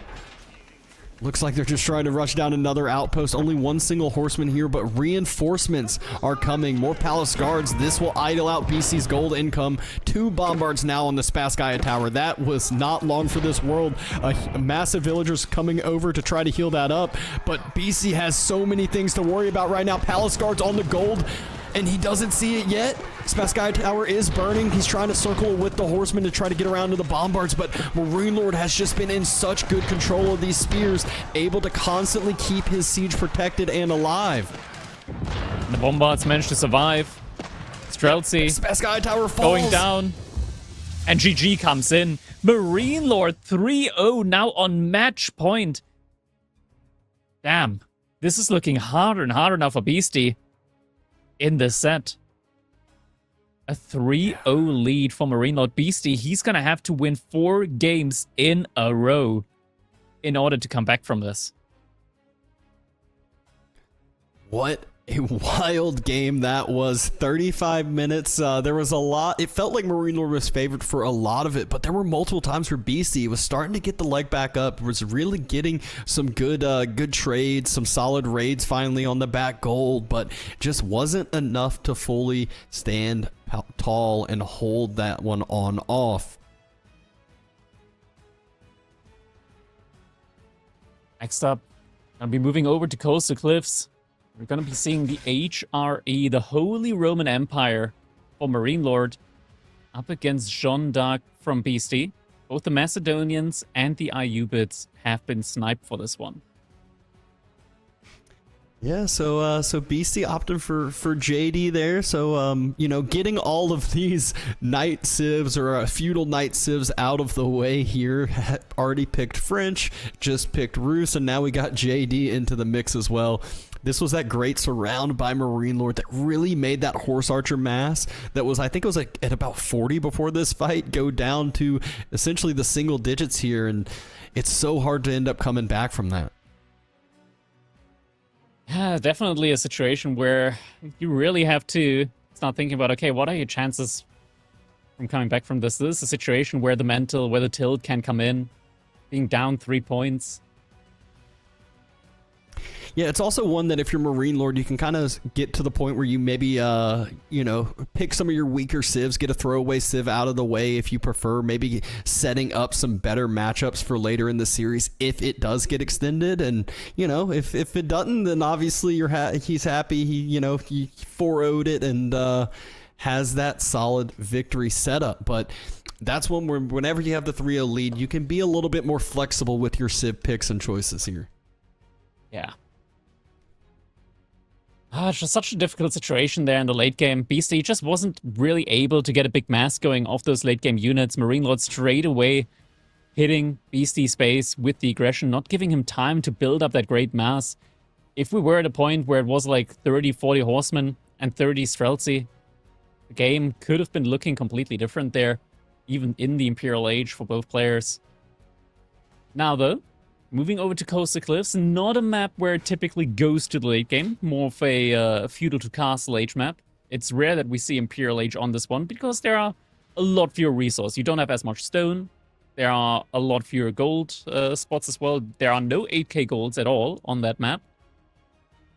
And with the Achery up against Jeanne d'Arc, I'm feeling like it might be burger time.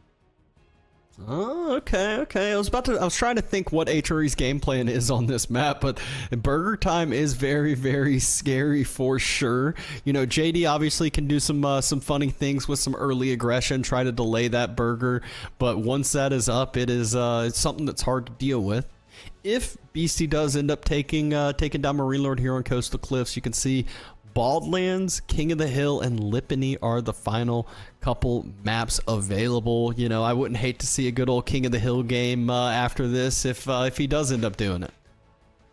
Yeah, nice little King of the Hill game. Definitely something that I would be looking forward to. Hasn't come in yet so far. And with Matchpoint being on the horizon, chances are we might not actually be able to get there. But it's not over yet. Beasty, he still has some fight left in him. It is going to be an uphill battle, though. That is for sure. Yeah, and not only that, I mean, MarineLorD still has auto, still has Macedonia as civ options.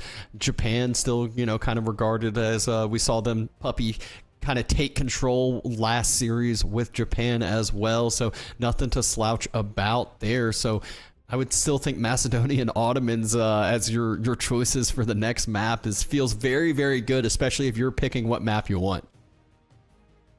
Exactly. 2.5 minutes out until we're going into our game number 4. If we're going into some additional games, looking at the civilizations, Lipany, Sengoku Japan for MarineLorD with the additional berry gather speed would be very nice. Beasty. I'm guessing Abba Ubits? KT or Abba Ubits, yeah. Still haven't seen KT being picked. I guess they were like an option on 4 Lakes. We've seen KT coming in for Annotant on land maps before with pretty good success. I don't think BC would be the type to pick them here, but never say never. I mean, I feel like it's one of those that like they're picked for hybrid maps like 100% of the time, but they're not a slouch on these land maps anymore. It's just you pick them for hybrid, and you make sure your opponent doesn't have 2 of the strongest hybrid civilizations, which is kind of, I guess, Mongols maybe needs to be regarded as one of the strongest hybrid civilizations after what we've been seeing. The strongest, yeah. It has the highest win rate and being picked only on hybrid maps, exclusively on hybrid maps. It's quite the statement there. But this will be a big game number 4 for Beasty. He wants to start to get that leg forward to get himself the opportunity for the reverse sweep. But Puppy's watching, he's waiting, and I'm wondering, it's always funny. I feel like certain players have better matchups against certain opponents, even though some might be regarded as better than others. So wondering what his choice may be on who he actually wants to win this series. Yeah. It is going to be a clutch one for sure here for Beasty to try and win this one now. He is far behind in the set so far. Really is going to have to give it his all now to climb back from that 3-0 lead that MarineLorD has at the moment. But what better game to start going for the comeback than game number 4? Match point for your opponent. This is it. This is where he has to give it his all. Tournament life on the line. If he doesn't manage to succeed here, he's gonna... Well, his next set is going to be for place 3, but it's always better to be in the grand final, right? Having that option for making it all the way to spot number 1. We're about to find out, of course, what the story is going to be here as we're jumping into game number 4. And this is already a great game just to have a potential turnaround here as Beasty spawns in the color teal, the best color in the game. Playing as Jeanne d'Arc, his opponent in the color pink is MarineLorD, playing as the Holy Roman Empire across the cliffs. Yep. Immediately, you know, seeing these openings, seeing these spawns, you know, is there, honestly, Beasty, a little bit of some back gold, back berries, back deer. Seems like a nice little setup there. Yeah, I would say so. A pretty decent spawn for Beasty here. Some might call that a MarineLorD spawn. Some might. Would you? You know, yeah, might as well. Might as well. It also is one that, you know, all it takes is a little short wall from the wood line over to the cliff to be able to secure that back food for himself for the foreseeable future. Everyone knows, you know, how much JD and French both need their food, need their gold there, so makes that security a little bit easier. Beasty, again, opting for the Dark Age wheelbarrow. Dark Age wheelbarrow coming in here, of course, getting that discount, not on the mill, but on the tech.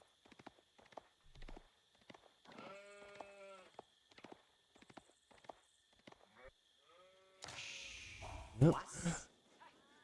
Pretty even sheep split. Good inspiration coming on in from MarineLorD's prelate. You know, nice, easy, just back and forth between the gold and the sheep villagers. We'll be able to drop that age up here soon.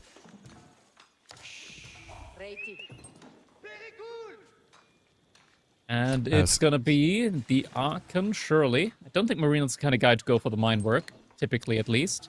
Would be surprised if that was going to be the case here. And it is going to be the mine work. Okay. Yeah, I mean, we saw Cal trying to highlight where where the chapel should go, but little did he know it's a mine work. It was a mine work all along here. Now, it's being built by 3 villagers, though. If it was with just 1 villager, this would kind of feed into the theory of a fast castle burger. But instead, might be more of a feudal age aggressive game. Yeah, and I mean, honestly, going feudal, it has its pros and cons. Against JD, you definitely don't want to be taking a bunch of engagements during, you know, your feudal age, especially with her near, because that is just feeding her some XP over there that you don't want to do. But I feel like Beasty has some easy spots that he could focus in on. You know, there's that gold, there's that deer on the front side. Not a lot of safe resources for MarineLorD. So if he does take some good trades early, does get that early on aggression, then it will become a difficult spot for MarineLorD to stabilize. He's the only aging up of Jeanne d'Arc, so it's not like he's rushing the age up at the moment. He's taking his time. Also giving Jeanne d'Arc maximum amount of experience for being able to build the age up all by her lonesome. Looks like he sent a few more over to speed it up a little bit. Barracks already being dropped on that wood line house there as well. So MarineLorD will at least have a few spears to start out, even if he does try to go for a somewhat quicker castle.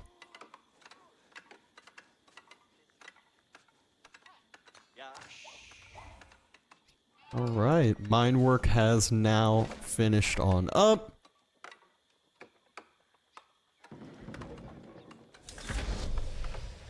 Let's go with cavalry. More villagers have been pulled towards it, so not going to be just JD building by her lonesome.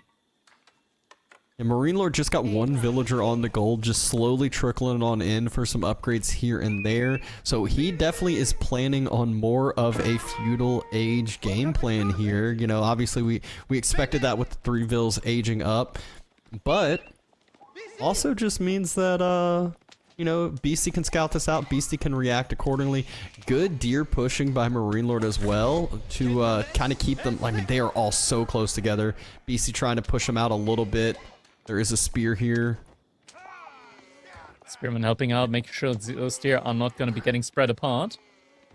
Yep, no deer layman happening here. MarineLorD was ready, already prepped for it. Has those few spears, and kind of talked about this earlier. That wall from the wood line to the cliff does secure up so much for Beasty. Makes his economy just so safe, even if you don't expect a ton of raids. Although MarineLorD already has a horseman out on the field, so MarineLorD has been doing that quite consistently. You know, horsemen could circle around the backside, continue to be annoying, but now there will be no backside circling.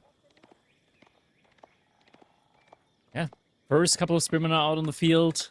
First horseman now as well. All pikes has already been researched, so those units are going to be doing a good bit more damage. Typically, John Dark doesn't mind fighting off in a melee form up against some spearmen. But with all pikes, that's going to be a little bit of a different story, as there's going to be a lot more damage coming through the armor that John Dark has in her melee form. Yeah. Beasty trying to go over to that deer location that he spotted MarineLorD moving on out to. JD just securing herself some XP, and the horseman, it got there before the wall finished, so that will be a villager pick up here from MarineLorD. That timing just exceptional. And on the other side, had spears there ready. Knight solo. Oh, he gets it down. Knight gets taken out. What a Bluetooth connection there from that spearman. With the charge, I mean, we know the spearmen from the H area are fast, and with the charge as well, able to catch up to the knight that got stuck on one of the trees there. That is some unfortunate early trading out there from Beasty. And that in a match point game, that does not bode well. A win on 2 different spots for MarineLorD there, picking up the villager building the wall and picking up an early knight with nothing in return for Beasty. So very scary opening here. MarineLorD has quite the unit mass already building up. Beasty's got more knights coming, which seems great, except when you see the other side, and MarineLorD has triple the spears compared to his knights, and has some horsemen to help follow, help maybe chase down the lower health knights, or just continue to idle out some of the eco. First couple of farms have already been placed by MarineLorD, even though he's got the deer available to him. So he's just playing this very calmly at the moment. BC now moving out towards the boar in the middle. Just doesn't have that many units here at the moment to defend. So MarineLorD, in theory, in a position to start pushing forward, and that looks to be exactly what he's doing now. Spearman marching on forward. There is a scout here. Oh, Bryce! Oh, nice! What? Oh, my... Oh, no! BC throwing away the second knight now. He's not going to be able to hold this position at the boar. Needs to evacuate. That's a lot of villager idle time. Mill, which is full price, just going to get burnt down now. Yeah, and that's right as you said it. He's moving out for that food. He needs that food so bad. He's lacking in his production. He's trying to do the knight-only JD play, but when you're this far behind already with the knights, it's hard to catch on. Oh, don't sing that one too. Oh, my God. No Bluetooth connection there, but gold now will be the focus. Is there an outpost? There's not an outpost on it. So those spears can just move over and force this fight here. JD stepping up first. Yeah. Beasty's trying to get that swing on the spearman mass. Great splitting by MarineLorD, just not allowing JD to get her whirly spin damage on all of the spears. Used healing? Did she just use the healing? I think it's just the normal... Yeah, it's still off cooldown. Okay. Just the passive healing on her. Just the passive healing kicking on in. I was about to say that would have been a wild one without any of the knights actually engaging and taking the damage. But more horsemen, more spears, and extra prelate for MarineLorD. Love seeing this when you go mine work. I feel like it's so hard, or it's so easy to forget that you need extra prelates because you're used to having the chapel. But, you know, every You know, some people say 8 villagers. You know, some people do more like 10 or so. But you definitely need some more prelates to inspire that economy. This would be such a different situation if BC still had those 2 knights. 11 knights compared to 16 spearmen. Would be a different story. MarineLorD now sending more villagers over to gold. Could be that he's thinking about transitioning into a castle age behind all of this. So many spears set up front and forward. Beasty was able to move back on that boar, at least for the time being. Just feels like he's already in just such a scary predicament here. A few of the horsemen probably splitting off, going to circle around to go for some gold, and now MarineLorD playing that defensive game. He is going to be going up to Castle Age here in just a little bit. Villagers jump inside the outpost. Beasty has to turn back around. And Beasty just rallying, I think, his backup units towards the boar. So now, that might just leave the gold as a very vulnerable source for him. JD also not forward with this army, so no XP is going to get given, and obviously she's a little bit slower, so hard to keep that up front and forward, but... The age-up is coming in shortly here for MarineLorD. He's getting very close now, and with the army that he has out on the field, Beasty, there's no reasonable way for him to really start doing any damage to them. At the same time, there are some horsemen from MarineLorD doing some damage over there on Beasty's side. And with the old pikes, they just do so much damage here. 2 villagers picked off and a ton of idle time there. So another good pickup for MarineLorD. When you're doing damage as you're aging up, you know you're in a good position here. And now a Burgrave Palace. Those spearmen are going to be doing so much damage to knights now. With the charge as well. 50% boosted. Beasty behind this. Looks like he's anticipating the age up. He is preparing for it on his own side as well. Tries to keep MarineLorD inside his base until then. Yeah, it's just the few spots that MarineLorD has to defend. He's got, you know, villagers on the deer, but all of those villagers have a house inside of the outpost. He's got his units rallying to the gold vein, and so just really has been able to stay so easily protected. Royal Institute's on the way. BC knows he cannot draw this game out. He's going to need Royal Bloodlines. He's going to need to try to end this one in Castle. So Royal Institute is coming up. Is he going to save up those resources to immediately get Royal Bloodlines? Such an expensive upgrade, even with the Royal Institute there. BC knows that he has to make something happen here, and Royal Institute is going to be his answer. It doesn't feel good. I'm just going to put it like that. It doesn't feel good at the moment, but maybe he can find some damage here. Knights are circling around behind MarineLorD's base, but MarineLorD, he's not falling for us. He's not moving back. His army is still moving forward. Now the age-up has been reached by him as well. MarineLorD's still moving forward. And now the question is, Beasty, is he going to be running inside of MarineLorD's base, or is he going to fall back and try? He's going to the wood line. Oh, there's more spearmen here. There's already 10, 15 spears there that were rallying on forward. And now that allows MarineLorD to see where BC's main army is and says, all right, you're going to be fully idled off of gold here then. BC not quite reacting yet. Now the reaction happens. Horseman just going to dive this. Maybe get 1 or 2 more villager picks. Trying to get through there. Able to get 1 more. And Jeanne JD. d'Arc by her lonesome. Completely surrounded. Almost a full surround. There's no way to get to her. Yep. JD gets taken out. There's no hope at this point. Yeah, this also means the Royal Institute, I was talking about it, there's no upgrades immediately able to be queued up for. It's such an expensive upgrade, you really have to start idling your knights. JD bought back. These spears might get taken out here from the JD circle. Good bait in there initially. One knight immediately gets taken out. There's so many spears here. Pathing a little bit difficult. Charge just does so much damage with the Burgrave Palace. More idle time, too, from those villagers. Beasty was trying to get onto the... Oh, my gosh! No! No! Oh, no! Oh, no. Villagers going for the fight. Pulling the ships, but there's so many villagers going down.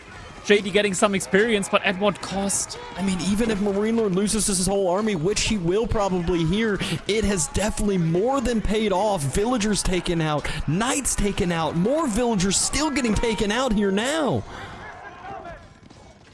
11 villagers down at this point. JD reaches level 3, but the price that was paid was quite costly indeed. Look at the next mass from MarineLorD. He's like, all right, don't worry, I got 30 more knights here on the way. Or not knights, sorry. 30 more spears here on the way to deal with your knights. Also starting to snag... That would have been much worse. Yeah, it would have been way worse, but now he actually is producing some knights, and he's starting to secure relics behind this, so we'll have some of that passive gold income.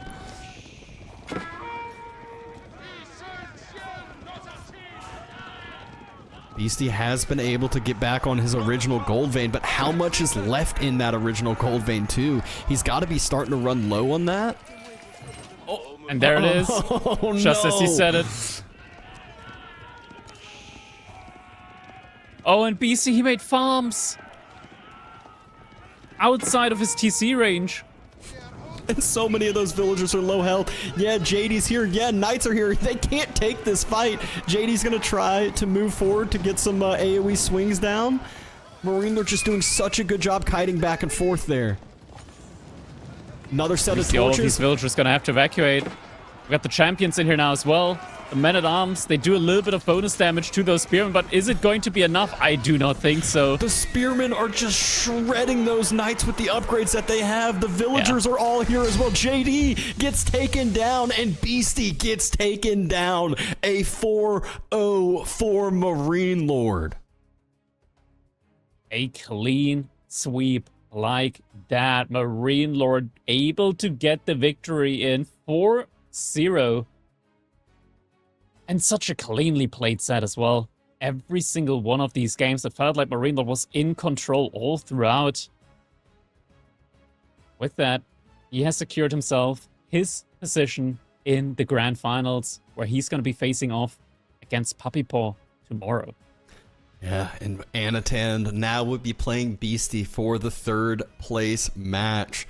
But what a day there. What a tourney so far. Obviously, I mean, it's kind of shocking that, you know, some of the games last week were the 4-3s, and today, you know, we had a 4-1 and a 4-0. It not necessarily, I mean, the end score, it seems really one-sided, but there's still so many close games inside of there. Yeah. There were some really, really close games, and has to be said, like both these players, or all of these players here today, really giving it their all. We saw a lot of them practicing, right? And sometimes it also just can come down to the matter of like strategies, the play styles we're up against. The Beasty that we have at the moment, I want to say, he typically plays a lot more aggressively, which so far has almost never worked up against MarineLorD. Like MarineLorD just plays incredibly defensively, incredibly just macro-wise. He does not break under pressure. And yeah, it's just a matchup where Beasty historically, or at least in this situation, aggressive play typically just doesn't work well up against MarineLorD. Yeah. It's mainly, I want to say, like weird play can kind of work up against him. Like a player like B, a player like Anatan could make something happen. Or like a different style, like a Puppy Paw, Wham, some of the Canadian players, they can get good victories up against them. Typically, I wouldn't see players like the Spanish Bros do too well up against MarineLorD.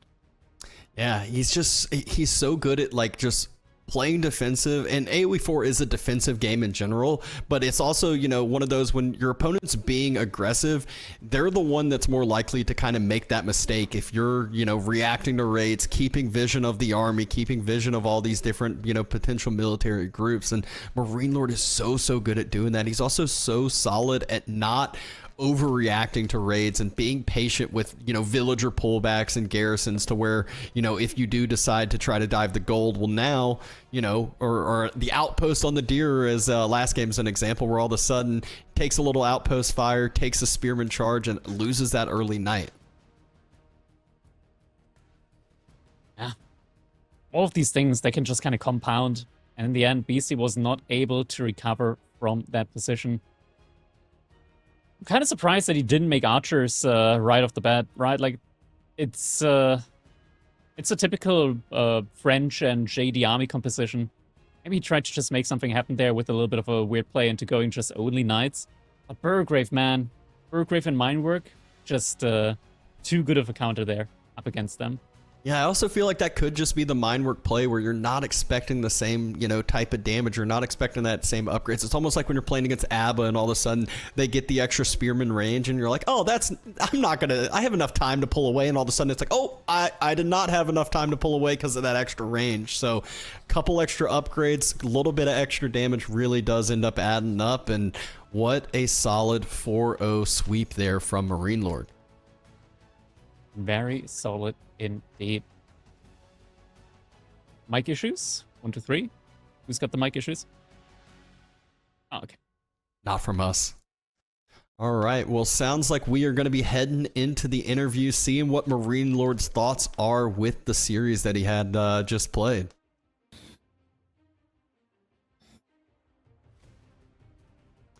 Congrats on the 4-0 victory there, MarineLorD. Obviously, giving yourself another spot into the finals.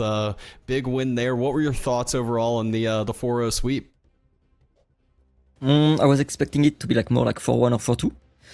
But after first game, I was pretty confident I would win a pretty one-sided match because I felt like losing his main pick French against House of Lancaster was not so great. And I think I played this matchup pretty bad. And maybe I should not have drafted this matchup actually. When I thought about it, I was like, maybe it's wrong. Because if I have a bad spawn like I had with my gold, I had not any good plans. If I had a gold on the side, it would be way easier. But with this gold, I was like, maybe I'm gonna do this, but I'm not so sure. And Beasty played pretty well, so it was pretty complicated at first. Yeah, me and Crackety were both surprised about the House of Lancaster choice there to start out, but just like you said, getting that win when you feel like it's a weaker civ, a weaker matchup, definitely gives you the leg up in the series. And then you followed it up with the one hybrid map that was in y'all's wheelhouse with Mongol versus Delhi, and we've seen Mongols just be top of the meta here with the tournament so far in hybrid maps. Were you surprised to see Delhi picking Beasty, or Beasty picking Delhi? Yeah, I was pretty surprised. I think Delhi Mongol is a pretty good matchup for Delhi on most weird iron maps where you can fight. Like on Golden Knights, Kawasan, and maybe some maps I don't remember. But maps like Four Lakes or Holy Island, let's say, so more macro maps, I don't think it's a very smart matchup to pick. So when I saw it, I was pretty happy. And also Delhi can be more useful than Mongols on land map, I think, so I was happy removing Delhi, I guess.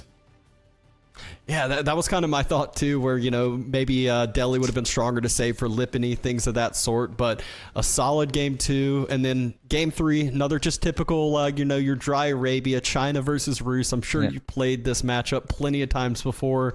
The pro scouts like we're seeing here, it felt like you just had such an extra leg up when it came to the food economy, that overall kind of mid-map control. Did it feel weird to see Rus be more defensive than China was as a whole there? Yeah, first I'm extremely stupid because I actually meant to veto Rus and instead I vetoed Golden Horde, I'm not sure why. But when I made that mistake, it was not too bad because both matchup would be fine. But I had a clear plan for China against Golden Horde. Against Rus, I was not so sure. So when I did this mistake, I felt very stupid, like often. And then I don't know, I just saw his spawn. I wanted it his main deer pack. I didn't really care if it was forward or not, or backward. But I was praying for his second deer pack to be in the anywhere except in the back of his base. So the back is pretty unlikely, but it can happen, on the left side of the map. And if it didn't spawn there, I knew I would just win on the long run. Because China is broken, right? It's always been very strong at high level. So if you don't make any big mistake, you should win. And I don't know, it was still a weird game because he plays it pretty well, I think. And also this new Rus style, we barely ever see it. So we don't really know how good the economy is. But no matter what you do against China, you just know China is gonna have a better economy. So I was just like, okay, I'm gonna play my normal plan, make some farms at some point, go Barbican, whatever. And yeah, if he goes out of Knights or Archer, I will make a transition too. And then it's just a macro game with me having a better economy. So even if he has 4 relics, I know my economy is just better. Yeah, you were able to transition into the Chuganu very, very quickly there, and I felt like you just kind of waited until after you cleaned up that massive Horse Archer match. And then, being up in the Series 3-0, it gives you a lot of flexibility for the next couple games, whether you want to try to have some throwaway civs. So did you feel like with Coastal Cliffs, was the HRE pick more of a throwaway civ, or was it more of like a game plan there that you felt good about from the start? I mean, it depends on the matchup, but against anything he had except Ayubid, I was pretty confident with HRE. So I was just like, okay, let's send it here. And overall, like the rest of the draft, I think was very good for me because I had some very strong civ left, like Ottoman and Macedonian, for example, and Sengoku. I think those 3 civs are very good into his civs left. So I don't know, I think he was kind of fucked, no matter what.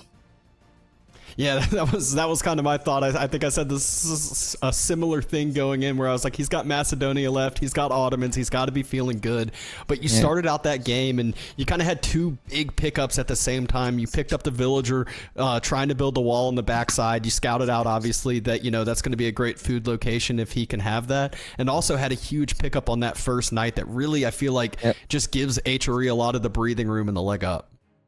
Yeah, just 1 knight and 1 villager at the start, and I knew it was pretty much GG. He had a good spawn, so it's always dangerous. But with Jeanne d'Arc, normally you just defend forever. So even if he has a good spawn, he is the one that has to attack. And my spawn was okay, I guess. I mean, my deer was pretty forward, but it was next to my gold, so... I mean, I had a solid plan when I saw my spawn and his spawn. I just knew I had to be defensive, and then I go Burgrave, and I was very surprised when he aged up, actually. But I don't know, Jeanne d'Arc is very weird. I feel like if you don't make any mistakes, you're gonna win. But once you make 1 mistake, you die very easily. Like I did against Vortex, for example, on the group stage. Just make 1 mistake and you die, but if you don't make any, you're gonna win pretty easily, I think. Yeah, well, great execution here today. Great, solid 4-0 victory that you had, and obviously, still got a lot in front of you here tomorrow with playing against Puppy Paul. So, we'll be cheering you on. We'll be hyped to see it and watch it. Any final thoughts going into the series tomorrow? I mean, not really. I've been practicing with him for the last months, and he's pretty good, so it should be pretty competitive and pretty close. I'm not sure if I lost the practice against him, but it's always like 4-3, so it's just very, very close. It's very hard to beat him. Well, hopefully it will be an extended series here tomorrow after having some quicker series here today. So good luck in that. Thanks for the interview, and like I said, we'll be cheering you on. Thanks. Bye-bye. See you tomorrow.